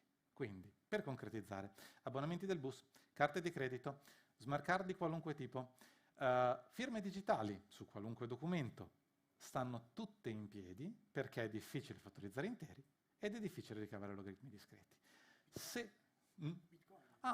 Le firme delle transazioni nel libro mastro nel ledger Bitcoin sono firmate con un algoritmo che è difficile se sono difficili i logaritmi discreti. Questo vuol dire che nella misura in cui costruisco un quantum computer che sappia far girare l'algoritmo di Shor, quindi abbastanza grande da farcela, improvvisamente l'intera crittografia simmetrica moderna viene sbriciolata in minuti. Un collega, diciamo, un pochino più paranoico di me, anch'io la barra non la setto proprio bassa, dice: probabilmente questo è il driver principale per lo sviluppo di un quantum computer moderno. Ora, con tutto l'affetto per questo collega che non nominerò, tutti i torti qualche volta mi trovo a aver difficoltà a darglieli. Quindi, per carità. Ok? Come ne usciamo? Perché come ne usciamo è un po' il punto concreto, perché vorremmo costruirli quantum computer, se è vero che possiamo farci medicinali migliori, ottimizzare la logistica, danno un beneficio alla società, non sono solo un'arma per disfare la crittografia moderna. 2 opzioni. 1, tentate di curare il veleno con una dose dello stesso veleno. Quella che si chiama quantum key distribution o quantum cryptography, accorciandola molto, è un modo di sfruttare le leggi di fisica quantistica e di quello di cui abbiamo accennato prima, per scambiarci un segreto in maniera che nessuno che ascolta sulla linea ottica, tipicamente, riesca a capirlo. Perché funziona? Perché la luce, specialmente se prendo poca luce, il minimo possibile, un solo fotone alla volta, ha questa caratteristica particolare: se lo osservo lo disturbo. C'è un modo intelligente che ha solo 2 anni meno del vostro affezionato oratore, che è il protocollo di Bennett e Brassard dell'84, su come codificare informazioni un fotone alla volta e far sì che chi lo legge sia l'unico in grado di capire cosa sto mandando. Questo mi consente di scambiarmi una chiave con l'altra parte del mondo. L'esperimento Austria-Cina aveva 7.900 km di fibra in mezzo, che insomma, è un bello stunt.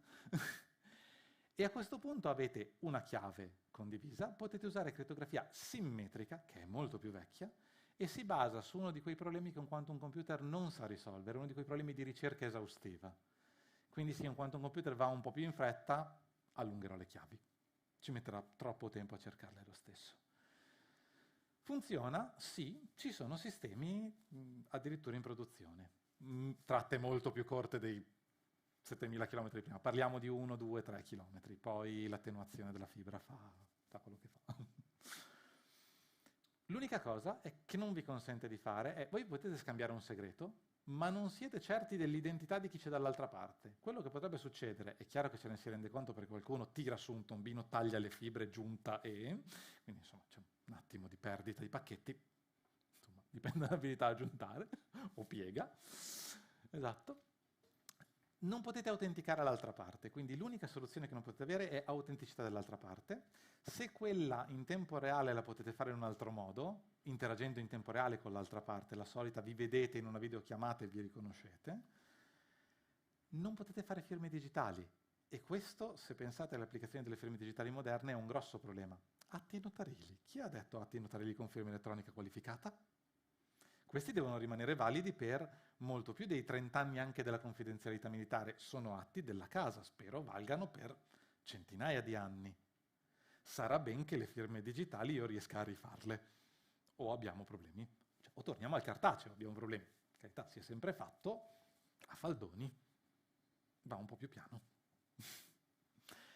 Beh, quella che si chiama post-quantum cryptography o quantum resistant cryptography, ma il termine ha preso meno, di solito è post-quantum cryptography, è cambiamo i problemi che davo per difficili, non usiamo più la fattorizzazione di interi, non usiamo più il logaritmo discreto, usiamo altri problemi che so che sono difficili anche se c'è un quantum computer, ma li faccio girare su una macchina classica. Quindi io resto con il mio PC classico, il cifrario gira sul mio PC, smart card, abbonamento del treno, della metro, della CTV, senza problemi. Però rompere quel problema, che è un problema di ricerca difficile, non è fattibile neanche con un quantum computer. Ora, la cosa ironica è che la prima proposta di criptosistema resistente a quantum computer è del 78, quindi dello stesso anno di RSA, di 6 anni prima dell'idea del quantum computer. Perché non l'abbiamo usata? Perché è inefficiente, perché è lenta no, però le chiavi sono giganti, sono megabyte di chiave. Ora siamo abituati a decine di byte, per intenderci siamo a 1/10 di un SMS, ormai non esistono neanche più a momente, contro una foto del mare. È chiaro che la dimensione cambia. Questo criptosistema c'è, non è mai stato attaccato dal 78, non ha un graffio, ha un security record meraviglioso, non l'abbiamo mai usato perché, poretto, ha questo problema. Beh, questa necessità di una transizione ci ha spinto a studiare nuovi problemi. Nel 96 è una proposta che sta Entry, molto famosa perché è più veloce addirittura degli attuali e più efficiente. È stata proposta e non è stata accettata perché l'hanno brevettata, chiedevano delle royalties alte e nessuno ha pagato le royalties. Tanto abbiamo qualcosa di standard e gratis, quindi... Di recente è stata fatta una rinuncia completa ai brevetti perché gli autori si sono resi conto che se è vero che la confidenzialità dei dati e l'integrità e la loro autenticità sono in qualche modo legati ai nostri diritti fondamentali, la Costituzione italiana sancisce il diritto alla segretezza delle comunicazioni interpersonali, quindi in qualche modo mi piace pensare al mio mestiere come il mezzo tecnico per garantirla, in qualche senso. Beh, gli autori se ne sono resi conto, hanno fatto un atto di coscienza, hanno cestinato i brevetti, e hanno dato di pubblico dominio la cosa. Oppure ci sono ultimi problemi estremamente efficienti, terribilmente efficienti, stiamo parlando di cose che girano a decine di miliardi di cifrature al secondo su hardware dedicato, quindi terribilmente efficienti, di cui però abbiamo qualche ombra perché sono poco studiati. 20 anni in crittografia è considerato, insomma, ancora, sì, insomma, giovane, in fase di maturazione, ma non stagionato. Quindi, quando occorrerà i rimedi, Michele Mosca, che è uno dei padri degli algoritmi su quantum computer, ha dato lui lo chiama un teorema, ma in realtà è una deduzione molto spiccia, prendendoci solo la confidenzialità dei dati. Quindi avete un documento cifrato con un cifrario che si rompe con un quantum computer. Volete che sia segreto per la barra gialla. Iniziate ad adoperarvi per passare a cifrare i resistenti, ed è la barra verde scuro. E la barra verde chiaro è quando avete il documento confidenziale di nuovo, perché avete cambiato cifrario e volete che stia segreto per 20 anni, 30 anni, 50 anni, se siete militari di solito dopo i 50 si perde interesse. Oddio, c'è un articolo di Alan Turing del 36 declassificato 2016, quindi forse dovrei rivedere le mie stime, ma per carità. Beh, se il tempo che ci mettete a aggiornare e il tempo per cui volete che sia confidenziale è più lungo del tempo di sviluppo di un quantum computer, il quantum computer arriverà già a affari iniziati, quindi è ora di iniziare a preoccuparsi. La situazione catastrofica è se il tempo di sviluppo di un quantum computer è più corto della barra gialla. Vi rassicurerà sapere che ci siamo adoperati anticausalmente, quindi prima che succedesse il disastro. Cosa sta succedendo a livello internazionale da parte di... Io ho preso ad esempio 2 enti di standardizzazione e l'equivalente tedesco dell'NSA, cioè il BSI. Beh, è successo che prima del 2019, rispettivamente nel 2016, 2017 e 2017, tutti e 3 gli enti hanno iniziato quello che è il classico per scegliere uno standard di cifratura nuovo, cioè l'equivalente formale di una gara a scazzottate tra accademici. I cifrari al momento si scelgono con uno scrutinio pubblico, con diciamo, delle gare a tutti gli effetti. Il premio è la gloria, però insomma, perché no? E è a obiezione libera da parte dell'intera comunità accademica. Vi posso garantire che se sembriamo persone posate, beh, ne possiamo discutere. Ci sono stati davvero comportamenti, adesso un po' da asilo qualche volta, ma si tende a difendere sempre il proprio bambino intellettuale, anche quando è rotto qualche volta. E quindi niente, iniziate queste gare di standardizzazione. Il NIST ne ha una che si è conclusa per un primo giro di standard qualche mese fa, doveva concludersi l'anno scorso, ma siamo andati lunghi con il Covid. Il BSI ha dato delle linee guida per la transizione a priori proprie, da ormai qualche annetto, e l'Associazione Cinese per la ricerca crittografica ha delle linee guida ortogonali. Le specifiche sono principalmente in cinese, quindi se avete familiarità ben venga. Il mio cinese non è buono quanto vorrei, quindi vabbè. Però ci sono già delle scelte di cifrari che sono stati scrutinati ampiamente dal punto di vista della solidità e passati al pettine dal punto di vista dell'efficienza, perché la decisione dei secondi round e terzi round di queste gare è stata, va bene, solidi sono solidi, parliamo di veloce, parliamo di, lo posso mettere in un pacemaker dove la batteria dura 3 anni e deve consumare un soffio. E queste sono sfide, per quanto non teoriche, sicuramente concrete. Beh, anche queste sono state tenute conto in questa selezione. Siamo nel punto in cui, se non ci sono documenti di standard, ci sono delle bozze, tutto sommato, abbastanza consolidate. Questo ci dice che siamo pronti per iniziare a cambiare cosa c'è in TLS, cosa c'è in testa alle VPN, cosa c'è su Signal, per chi usa Signal, anche in WhatsApp perché usano la stessa libreria, alla fin fine quantomeno hanno linkato la stessa libreria. Telegram no, è un oggetto a parte. Però appunto stiamo pronti a cambiare le nostre primitive crittografiche. La differenza rispetto a prima è che prima c'era una taglia unica, RSA va più o meno bene dappertutto, la crittografia su curve ellittiche va più o meno bene dappertutto. Questi cifrari hanno quasi tutti un punto estremamente forte e un punto debole. Ad esempio, sono velocissimi, ma hanno delle chiavi enormi. Hanno delle chiavi microscopiche, ma ci mettono secondi su un PC potente. La sfida ingegneristica è come negli scenari applicativi che abbiamo, ad esempio, come faccio a starlistare in un frame di rete? Ho un frame Ethernet, non voglio che il cifrato sia troppo grosso, altrimenti lo perdo. Come faccio? Beh, qui ne avremo per qualche annetto. Ed è un bel momento, se vi occupate di queste cose, per trovarvi ad occupare accidentalmente di queste cose. Quindi, tirando un po' le fila del tutto.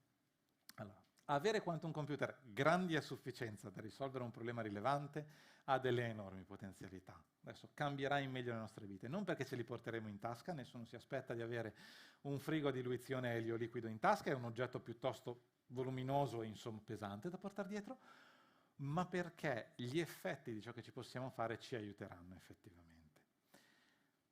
Li avremo? Sembrerebbe di sì, piace essere anche un po' ottimisti, poi io nasco abbastanza ottimista essendo ricercatore, insomma, si tende un po' a vedere il bicchiere mezzo pieno, fino a quando poi è vuoto, ma vabbè. E quindi sì, sembrerebbe che si riescano a costruire, non c'è evidenza contraria. Quando arriveranno e saranno grandi saranno un disastro per la sicurezza informatica? Sì, se non ci avremo pensato in tempo, ci stiamo già pensando in tempo, è il momento di arrivare all'applicazione pratica di quello che abbiamo fatto negli ultimi, diciamo, tra i 5 e i 10 anni. Le soluzioni ci sono, c'è da prendere in mano la buona volontà e pensare a come fare deployment.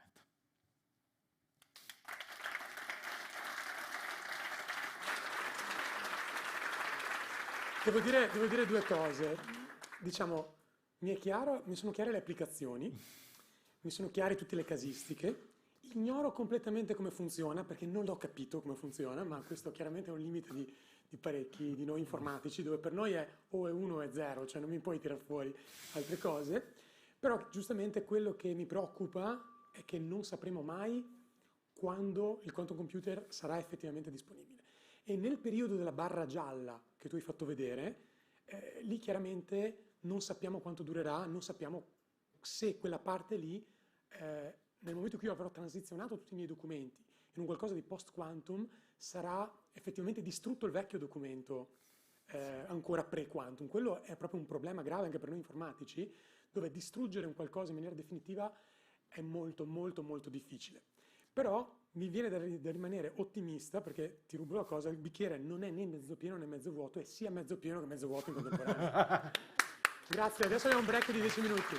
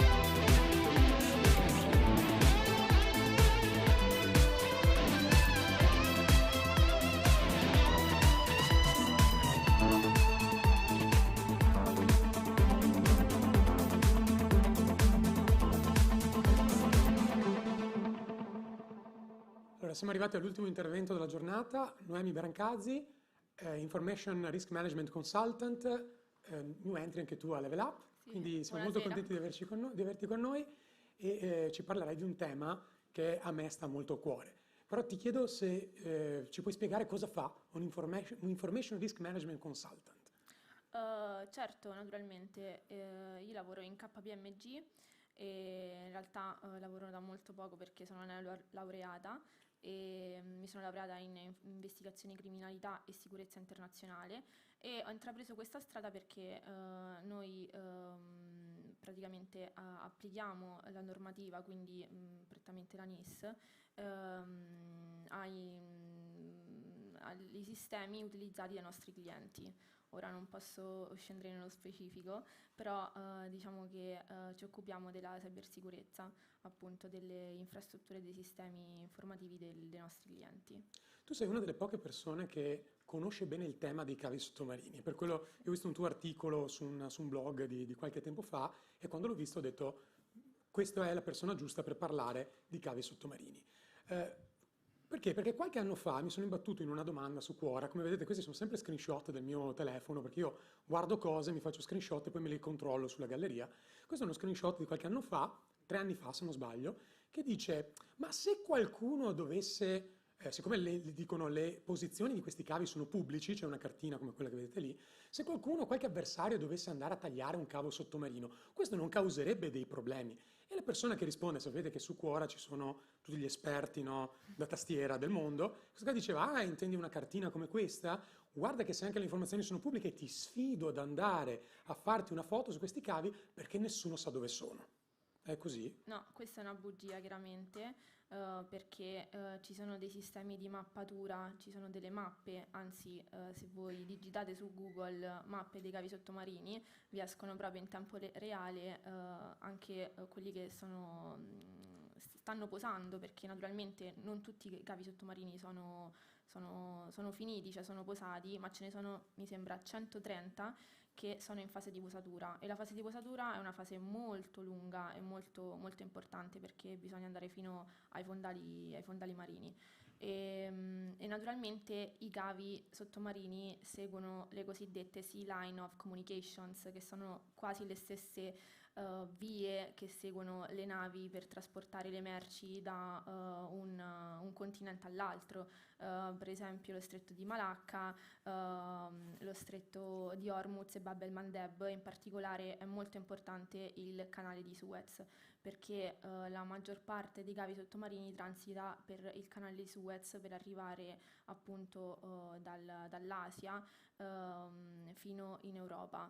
E mi fa molto ridere questa cosa perché naturalmente anche se gli stati non sono proprietari dei cavi sottomarini, perché i cavi sottomarini appartengono a consorzi di società, il 98% dei cavi sottomarini sono privati, non sono pubblici, e questo anche è molto molto grave. E le società poi sponsorizzano la realizzazione del cavo.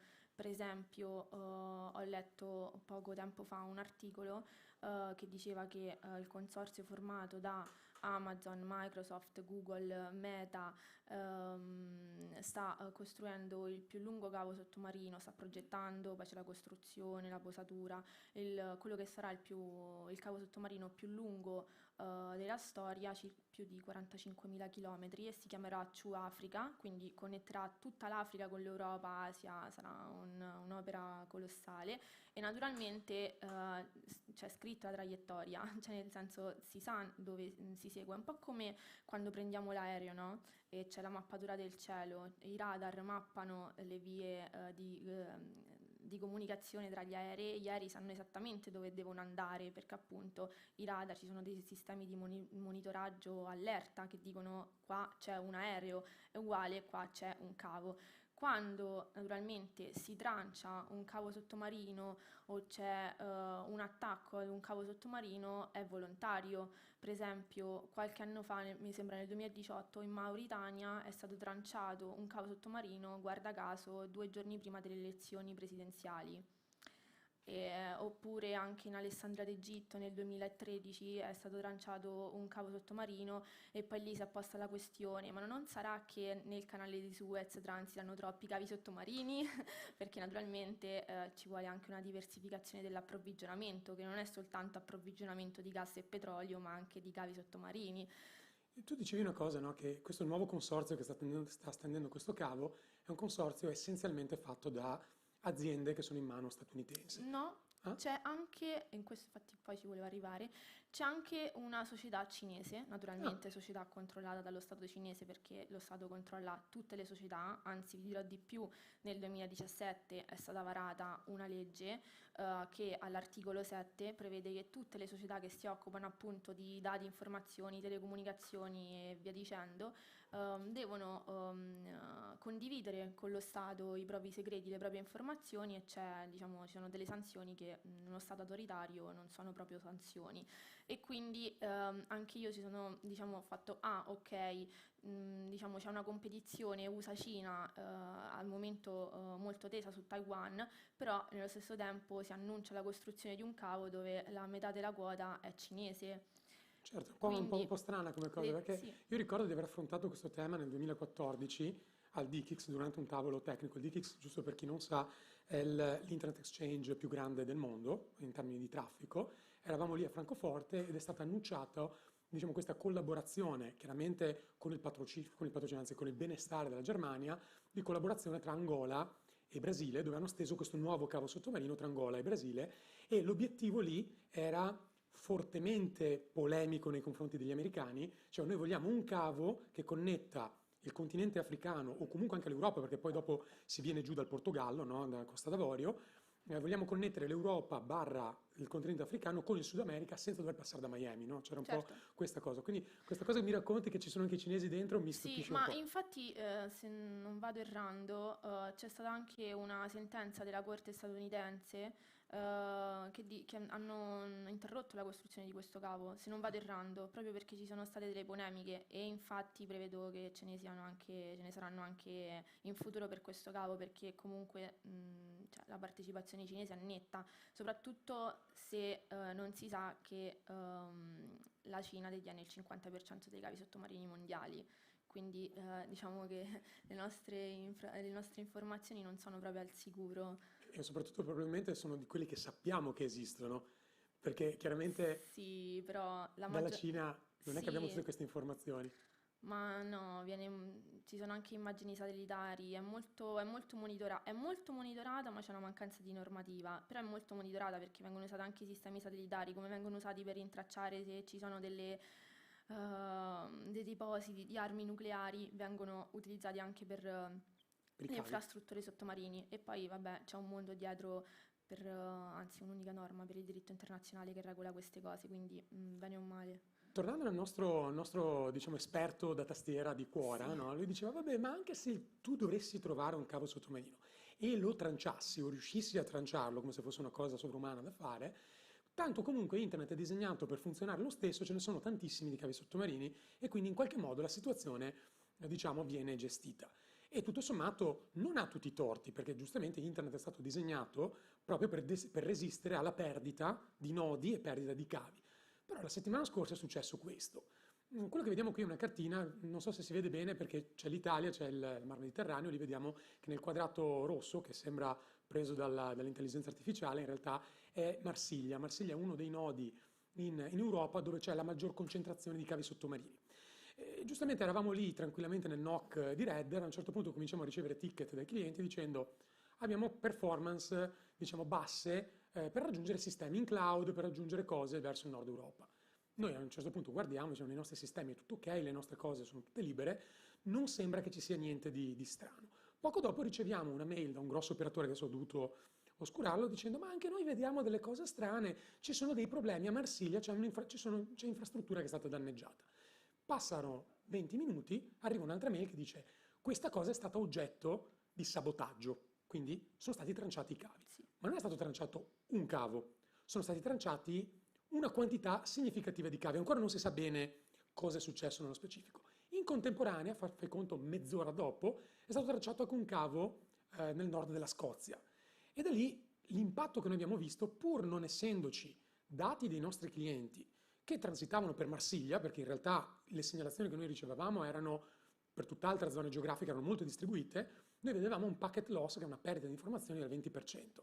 E questo, chiaramente con analisi a posteriori, ha fatto vedere che in realtà erano frutto, diciamo, di un sovraccarico degli altri giri, quindi degli altri cavi che esistevano, perché abbiamo perso un nodo con tanti cavi.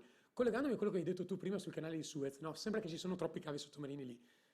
Anche a Marsiglia è una cosa simile. Sì, perché Marsiglia è il punto di approdo principale di tutti i cavi che poi vengono dal canale di Suez. E dirò un'altra cosa, che in realtà prima l'hub principale era Palermo.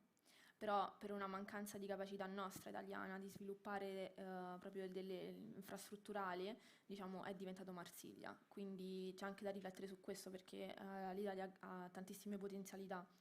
E appunto a Marsiglia c'è una landing station. La landing station che cos'è? È appunto la stazione di approdo, perché il cavo sottomarino non è formato semplicemente dal cavo che contiene i cavi in fibra ottica posato sulle dorsali oceaniche, ma c'è anche la landing station che riceve tutte le informazioni e tutti i dati e poi li distribuisce sulla terraferma. E naturalmente chi ha sabotato questi cavi, chi li ha tagliati, ha pensato bene di fare un grande danno tagliandoli tutti insieme nella landing station. E naturalmente poi la capacità, ormai utilizziamo molto internet, quasi la totalità del mondo, a parte dei paesi molto sotto la soglia della povertà, tutti abbiamo delle connessioni internet, abbiamo più cellulari, più computer, e quindi mi sembra proprio impossibile che un cavo, che le informazioni e i dati vengano reindirizzati su dei cavi pochi e questi reggano la capacità delle informazioni, la capacità della rete internet, quindi è normale. C'è da dire che un cavo sottomarino ha una durata, quindi la vita di un cavo sottomarino è approssimativamente di 25 anni. Quindi dopo 25 anni questo cavo viene sostituito, e per sostituirlo le informazioni e i dati vengono reindirizzati su un altro cavo, su altri cavi, quindi viene ridistribuiti. È un'operazione molto complicata, però viene progettata, quindi si ha contezza di quello che accadrà. In questo caso dobbiamo ancora lavorare come Unione Europea e soprattutto anche come singoli stati sulla capacità di resilienza, appunto, di riparare a questi danni. Sicuramente vedremo gli sviluppi di questo accadimento, perché chi lo ha fatto aveva contezza di dei danni che sarebbero accaduti. Per quanto riguarda le Shetland, si è detto anche lì che c'è questo sistema di cavi sottomarini che collega la Scozia con varie isole scozzesi, ma non solo, anche le Faroe Island, che sono norvegesi. E i giornali hanno un po' sottovalutato questo dato, perché se si pensa alle Shetland si dice perché una persona andrebbe a tagliare i cavi sottomarini delle isole scozzesi isolandole, non ha senso. Però se si considerano le Faroe, che hanno dei importantissimi accordi commerciali con la Russia, e che sono delle isole che hanno il privilegio di vabbè, poi il diritto della pesca è un po' più complicato, però sono delle isole che hanno dei privilegi per quanto riguarda la pesca nel mare di Barents. Nel momento in cui a maggio anche le Faroe Island hanno aderito alle sanzioni contro la Russia, secondo me si sono fatti un bel grande nemico, cioè la Russia. Quindi secondo me è più da vedere il taglio dei cavi alle Faroe e non alle Shetland. Quindi, e da qui si può collegare anche il sabotaggio del Nord Stream, perché assolutamente con i mezzi, con la tecnologia che abbiamo e soprattutto con gli unmanned underwater vehicle, che sono i sottomarini a pilotaggio remoto, è facilmente queste zone degli oceani, dei mari che sono a grandissima profondità, sono facilmente raggiungibili, perché naturalmente non serve che una nave mandi i sommozzatori o i sub e le persone scendano in profondità per tagliare il cavo, no, ormai è molto in avanti la tecnologia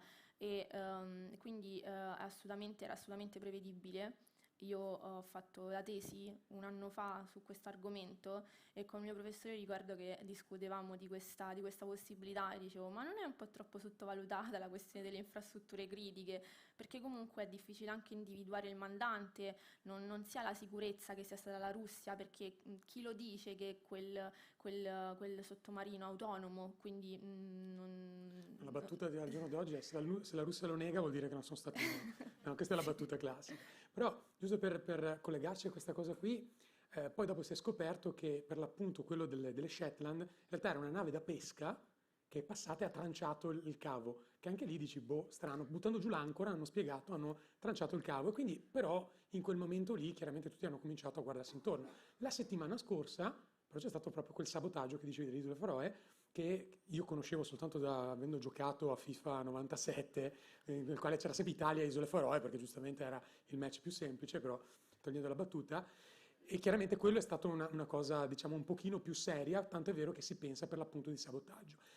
Questi sono una collezione, no? Come dicevo prima, io faccio gli screenshot dei tweet che vedo in giro e chiaramente vediamo che qui ci sono una serie di persone che si preoccupano o che comunque cominciano a dire sì, effettivamente abbiamo una global layer 1 infrastructure, quindi i cavi, che sembrano fragili. Cioè, mi sembra che effettivamente siano fragili, cioè non siamo così... Sì, assolutamente, infatti non credo che sia stata un'ancora a tagliare il cavo, perché personalmente non ci credo, ma sì, sono molto fragili, perché poi la maggior parte dei cavi sottomarini sono situati in territorio internazionale e quindi la sovranità degli stati non ricoprono tutto il mare, tutti gli oceani, e quindi è difficile anche proteggerli, e comunque anche per le società come Google, Microsoft sono dei colossi, Amazon sono dei colossi, però è proprio difficile proteggerli perché è molto vasto il mare e appunto se pensiamo che per il diritto del mare c'è soltanto una convenzione, che è quella delle Nazioni Unite, l'UNCLOS dell'82, va da sé, ci sono molti problemi infrastrutturali, soprattutto nel Mediterraneo, perché per il momento l'attenzione si è focalizzata molto poco sui cavi sottomarini. Per fare un parallelo, si possono paragonare benissimo alle pipeline di gas e di petrolio, e noi sappiamo che nel Mediterraneo c'è appunto una disputa giuridica sulla definizione delle zone economiche esclusive e soprattutto si contendono le piattaforme territoriali, perché il Mar Mediterraneo è un mare piccolo, si affacciano tanti stati, fino a 12 miglia nautiche io Stato posso esercitare la mia sovranità, però magari le 12 miglia nautiche si incrociano con le 12 miglia nautiche di un altro Stato. Quindi se è difficile per un mare così piccolo, figuriamoci a livello di diritto quanto può essere difficile per un oceano. Io andrei direttamente su quello che stanno pensando tutti, che tu hai nominato, l'elefante nella stanza, che è giustamente il sabotaggio che abbiamo visto qualche mese fa, perché di questo si tratta, del Nord Stream. Nord Stream 1 in maniera irrecuperabile totale, Nord Stream 2 parzialmente. Ovviamente abbiamo visto che le infrastrutture sono veramente fragili, e questa non lo era, perché sembra, da foto che io ho visto sui fondali, sembrava ben protetta, però giustamente abbiamo visto che cosa è successo in uno stretto di mare dove molti dicono ma caspita, noi abbiamo la supremazia, come diceva Stefano all'inizio dell'apertura, noi abbiamo la supremazia su quei mari, c'è una supremazia NATO, eppure questa cosa è successa. Cosa fa? Questo te lo chiedo anche come curiosità, poi vedi tu come elaborare, ma Cosa fa per esempio la Marina italiana o comunque la nostra, diciamo, la difesa di casa nostra per proteggere le nostre infrastrutture, per esempio Palermo, per esempio tutte quante le landing station di gas che sono effettivamente adesso il punto più preoccupante? La Marina italiana a maggio ha pubblicato un documento che tratta proprio della protezione delle infrastrutture critiche, quindi si sta muovendo, ma la situazione è molto più complicata di questo. Sempre per quanto riguarda, sempre parlando di pipeline di gas, che possiamo considerarle come se fossero cavi sottomarini perché sono praticamente la stessa cosa a livello pratico, sono la stessa infrastruttura, cioè possono essere paragonate. Se pensiamo che nel 2019 sono stati scoperti vari giacimenti di gas nel Mediterraneo, il Leviathan, l'Afrodite, il Tamar, e la Turchia è arrivata a posizionare delle navi per mappare i fondali marini sulle coste della Grecia, e la Grecia è dovuta intervenire con le navi da guerra aiutata dagli Stati Uniti, diciamo che la situazione è preoccupante perché un greco si è affacciato dalla finestra e aveva le navi da guerra davanti. E stiamo parlando di tutti alleati NATO, Sì, non è che alleati NATO, certo. C'è stata anche una disputa tra navi francesi e turche, c'è stato un momento di grande tensione nel Mediterraneo 2 anni fa sempre, perché appunto come si fanno a individuare i cavi sottomarini? Attraverso la mappatura. Ci sono sottomarini che vanno in giro negli oceani che mappano 24 ore su 24 i territori, proprio perché è un lavoro continuo. Quindi è molto facile che ci siano questi incidenti, soprattutto se appunto manca la legislazione. Benissimo, io ti invito a raggiungere il podio e vediamo la tua presentazione.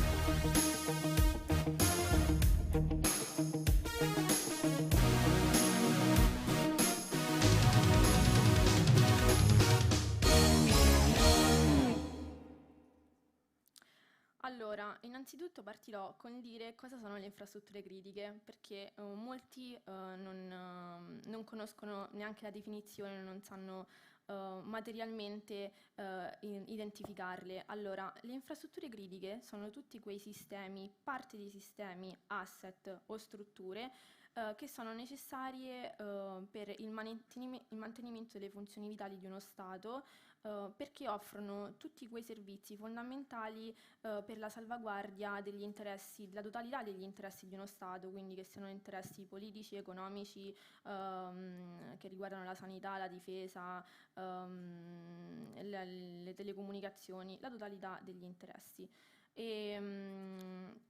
Qui vediamo nello specifico quali sono le infrastrutture critiche. Molte persone non sanno che anche i sistemi di approvvigionamento idrico e alimentari rientrano nelle infrastrutture critiche, ma citerò un esempio accaduto, cioè un incidente accaduto realmente l'anno scorso.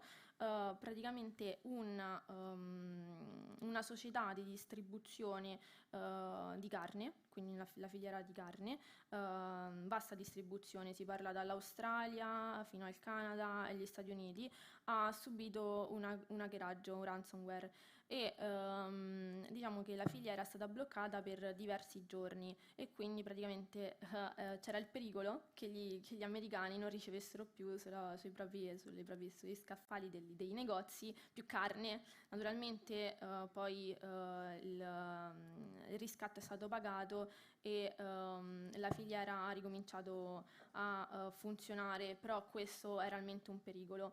E mi piace fare questo esempio storico per capire la portata di un incidente a un'infrastruttura critica.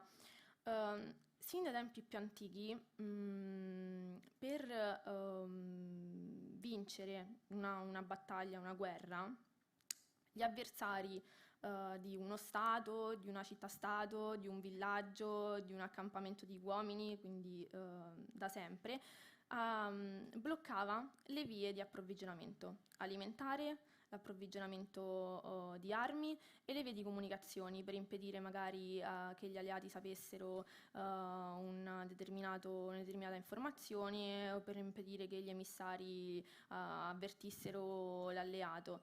E questo è proprio quello che accade quando vengono colpite le infrastrutture critiche. Per esempio, se questo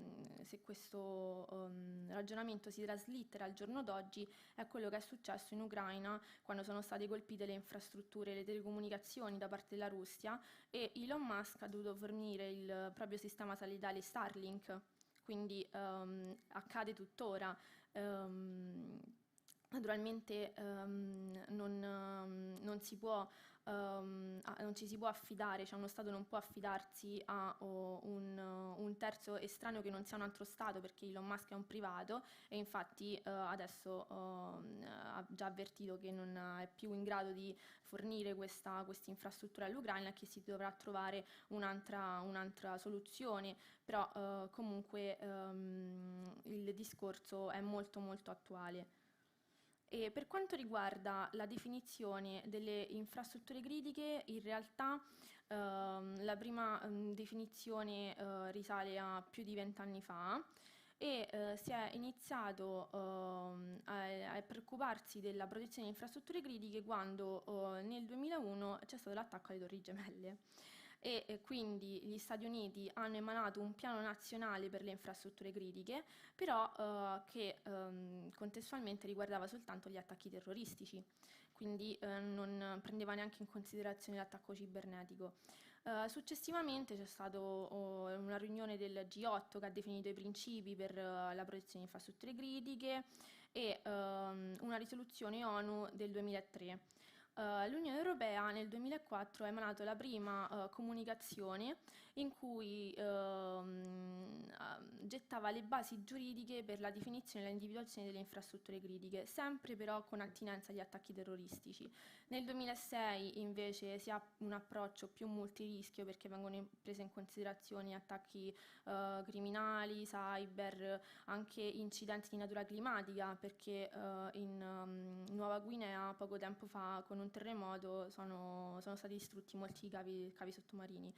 E per arrivare poi alla prima direttiva europea, la 114 del 2008, che definisce che cos'è un'infrastruttura critica europea, perché abbiamo sia l'infrastruttura critica nazionale, che sono tutti quegli asset, sistemi, insieme di sistemi che sono ubicati sul territorio di uno Stato membro, ma le infrastrutture critiche europee sono quelle infrastrutture che se subissero un danno, i danni poi andrebbero a ripercuotere anche sui territori vicini, ma in realtà su tutto il territorio europeo, perché siamo tutti interconnessi a livello dell'Unione Europea.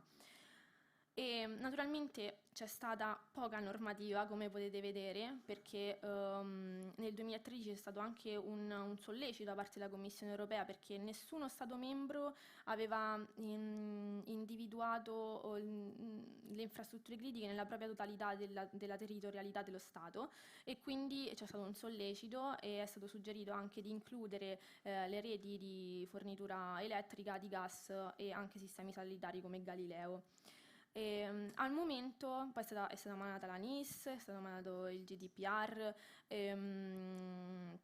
Al momento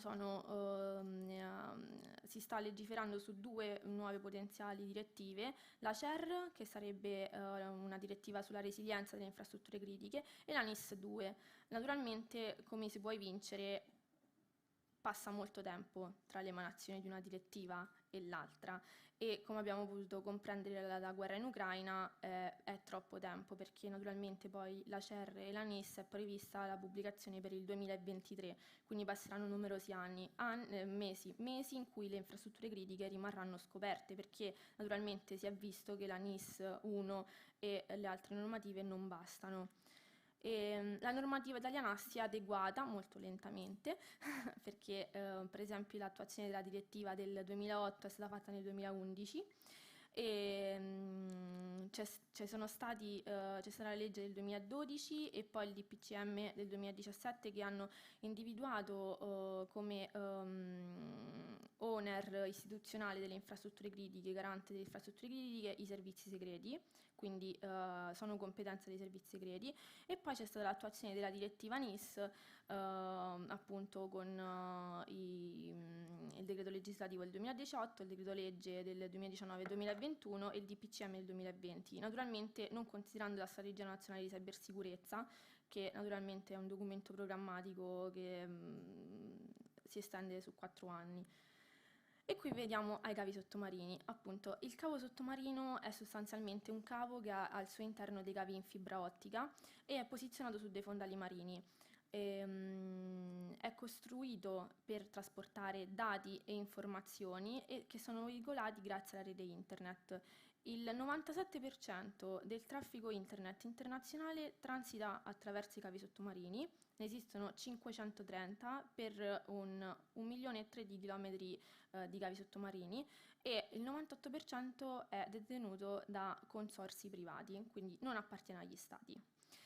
Nel diritto internazionale esiste una norma che regola più o meno la posatura del cavo sottomarino, che è l'UNCLOS, la Convenzione delle Nazioni Unite sul diritto del mare, che tra l'altro è stata firmata non dalla totalità degli stati e soprattutto è stata pubblicata nell'82 ma è entrata in vigore nel 94, quindi anche qui 12 anni per far entrare in vigore una convenzione e non è stata firmata da tutti gli stati. Infatti quell'incidente con la Turchia che ha firmato un accordo con la Libia sulla spartizione delle zone economiche esclusive, accordo che realmente non è valido perché la Turchia non ha firmato l'UNCLOS e quindi qualsiasi costruzione di pipeline poi darebbe adito a una...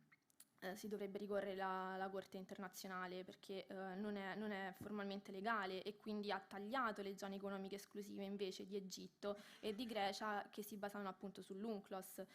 Quindi appunto poi ho parlato prima della piattaforma continentale che nel Mediterraneo è contesa perché è un mare piccolo dove si affacciano tanti stati. E poi, come diceva il mio collega il primo intervento, c'è il manuale di Tallinn, che in realtà io ho scritto il manuale di Tallinn, ma sono 2 e mezzo più o meno, perché sta per essere pubblicato nel 2024 il terzo manuale di Tallinn, che proprio individua delle infrastrutture critiche come delle infrastrutture sulle quali lo Stato esercita la propria sovranità e quindi nel momento in cui viene riconosciuto il mandante o l'attuatore dell'attacco si può reagire. Il problema però è proprio questo, riconoscere il mandante o l'attuatore dell'attacco.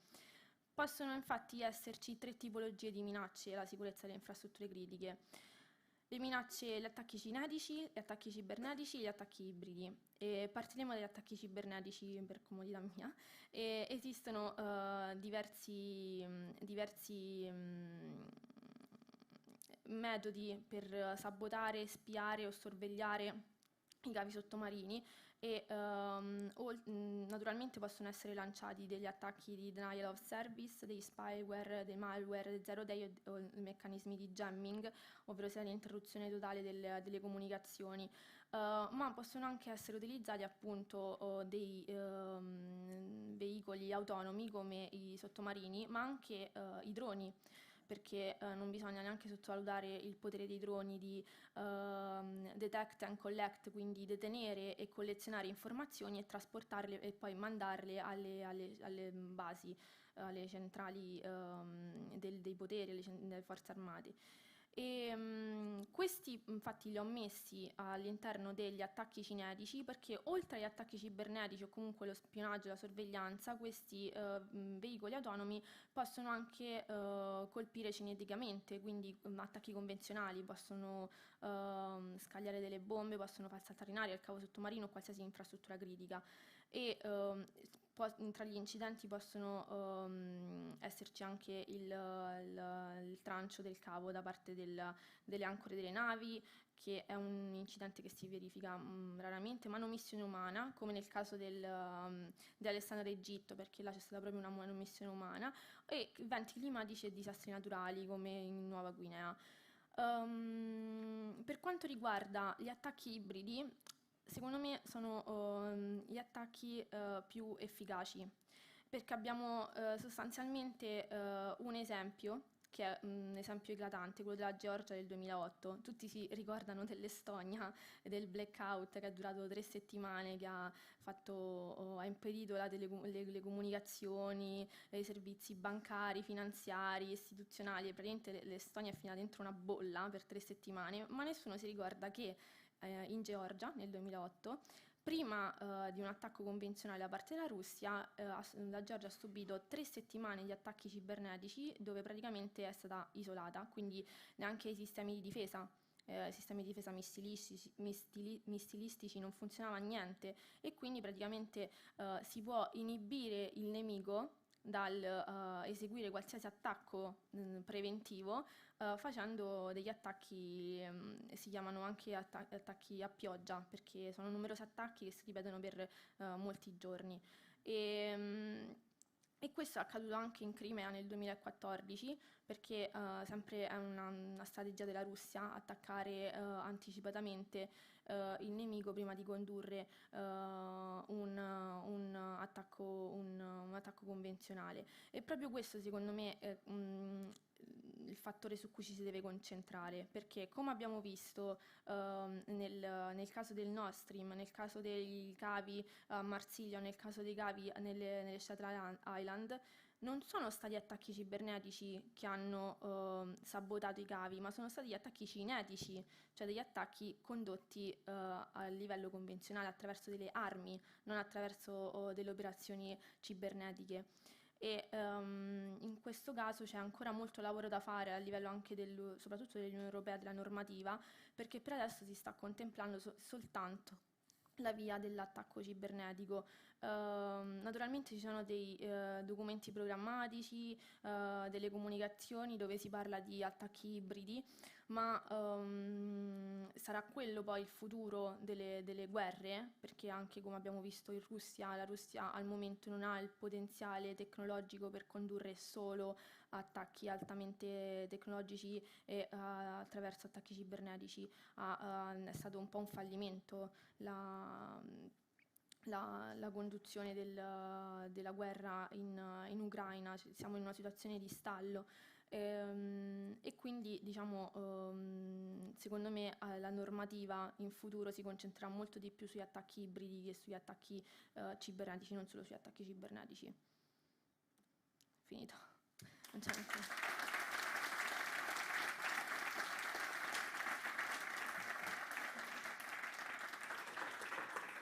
Diciamo che io ricordo che sono d'accordo con te sul fatto che la normativa si muove abbastanza lentamente, ma ricordo che nel 2015 ero a Colonia, in Germania, all'Internet Security Days, e c'era un emissario, un rappresentante dell'ENISA, che è un'agenzia per la sicurezza a livello europeo, che tra l'altro credo che abbia sede in Grecia, tra l'altro. Sì, Atene. Ecco, ad Atene, che era venuta lì per chiedere a noi operatori, che eravamo lì presenti all'evento, quindi sempre sotto il cappello del DKIX, chiedeva che cos'era per noi il componente di infrastruttura critica sulla parte TLC.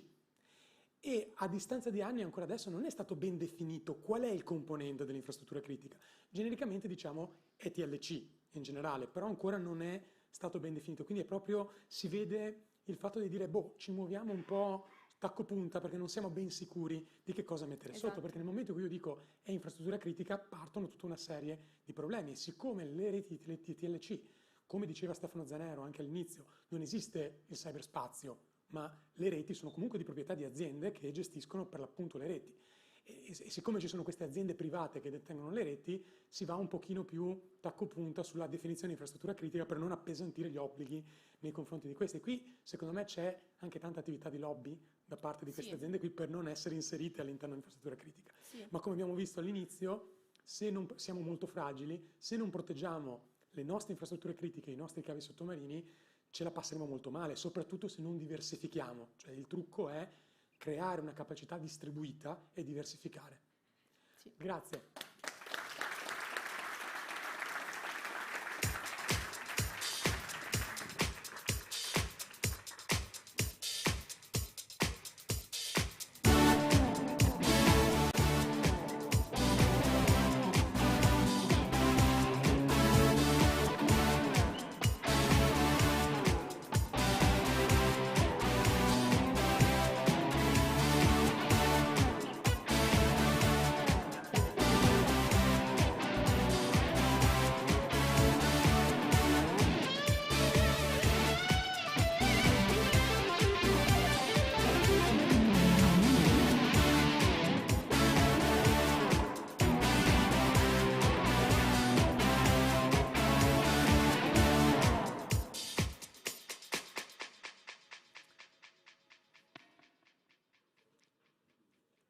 Allora, siamo arrivati alla cerimonia di chiusura, quindi alla conclusione di questa giornata. Io spero che vi sia piaciuto il nostro show, la nostra giornata, e torniamo a dove eravamo rimasti nella parte introduttiva. Allora, all'interno del vostro badge troverete un bigliettino, su questo bigliettino c'è il vostro nome, e potrete consegnarlo, troverete, quando uscirete dall'auditorium, troverete 2 tavoli sui 2 lati. Vedete sempre il discorso della flight attendant, perché chiaramente rimane. Esatto, lì, là. Troverete due tavoli fuori, nel quale potrete scambiare questo bigliettino per il gadget di quest'anno. Chi c'è stato con noi nel 2019 sa che noi non ci risparmiamo sulla parte di gadget.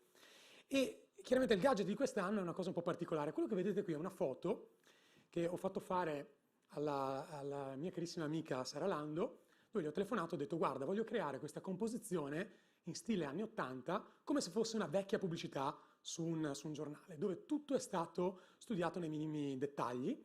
E come vedete al centro di questa foto, di cui chiaramente vi regaliamo il poster all'interno del gadget, c'è un Walkman, o meglio un riproduttore di cassette, non si può dire Walkman perché chiaramente è protetto, ma diciamo che per noi comuni mortali è un Walkman. Vi regaleremo questo Walkman che è trasparente e vi regaleremo una serie di sticker che potrete utilizzare per personalizzarlo. All'interno, sempre del sacchetto, troverete una cassetta. Abbiamo voluto incidere un tape, quindi proprio una cassetta, come si faceva negli anni 80, con musica vera, quindi non è finta la cassetta, e ovviamente siccome siamo quasi certi al 100% che non avrete modo di riprodurla, vi abbiamo dato anche il Walkman per poterla riprodurre. Abbiamo fatto una collaborazione con una band che si chiama Martin Miller Session Band, che è una band, anzi Martin Miller è un musicista tedesco di Lipsia, che è diventato un po' una star su YouTube perché ha cominciato a fare cover di musica anni 80. Adesso non so se si era capito, ma il tema della nostra conferenza, o comunque il tema diffuso, è comunque un retro wave anni 80, che io amo descrivere come sarebbe stato il futuro se avessimo mantenuto il gusto degli anni 80, quindi HD, ma comunque anni 80, questo è un po', quindi synth, quindi insomma cose a scacchi, un po' fatto così. E però comunque abbiamo voluto creare, diciamo, questa composizione, di cui ovviamente vi regaliamo il poster, con tutte cose anni 80. Vedete, c'è il Game Boy, ci sono i gettoni telefonici, ci sono gli Urania, insomma c'è il Commodore 64, insomma c'è un po' di roba interessante. Quindi prima di andare via vi invito chiaramente a prendervi questo gadget. Alla fine chiaramente della presentazione partirà la nostra serata del Top of the Tower Party, dove si potrà raggiungere la cima della torre, dove ci sarà una pericena con vista su Venezia, e dove potremo vedere e ascoltarci il nostro tape che abbiamo inciso, con sia lato A che lato B, perché side A, side B, e in realtà rimarrà aperto anche il piano terra, dove si potrà continuare a giocare con i cabinati fino alle 21:30, e rimarrà la macchinetta del caffè, quella seria, come abbiamo detto all'inizio, dove prima di andare via vi potete prendere il caffettino, così non vi addormentate per strada. Io adesso vorrei cogliere l'occasione di questi ultimi minuti che ci rimangono per ringraziare tutte le persone che hanno collaborato con la creazione di questo evento. Ci sono più di 50 persone che hanno lavorato oggi per darvi la possibilità di assistere a questi speech, assistere, diciamo, a questo spettacolo.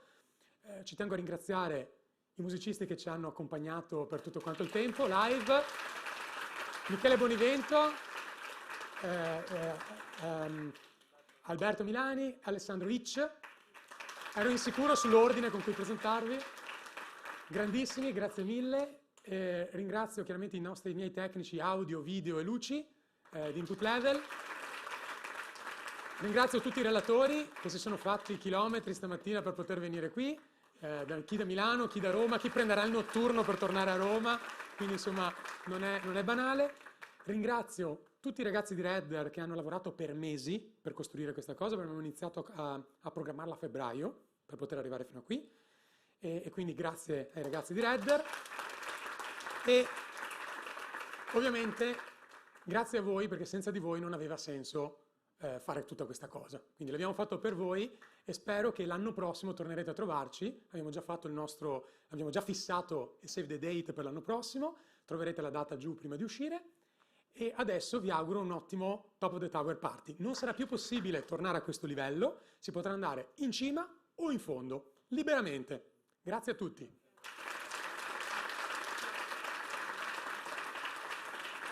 Grazie di aver partecipato a Redder Level Up.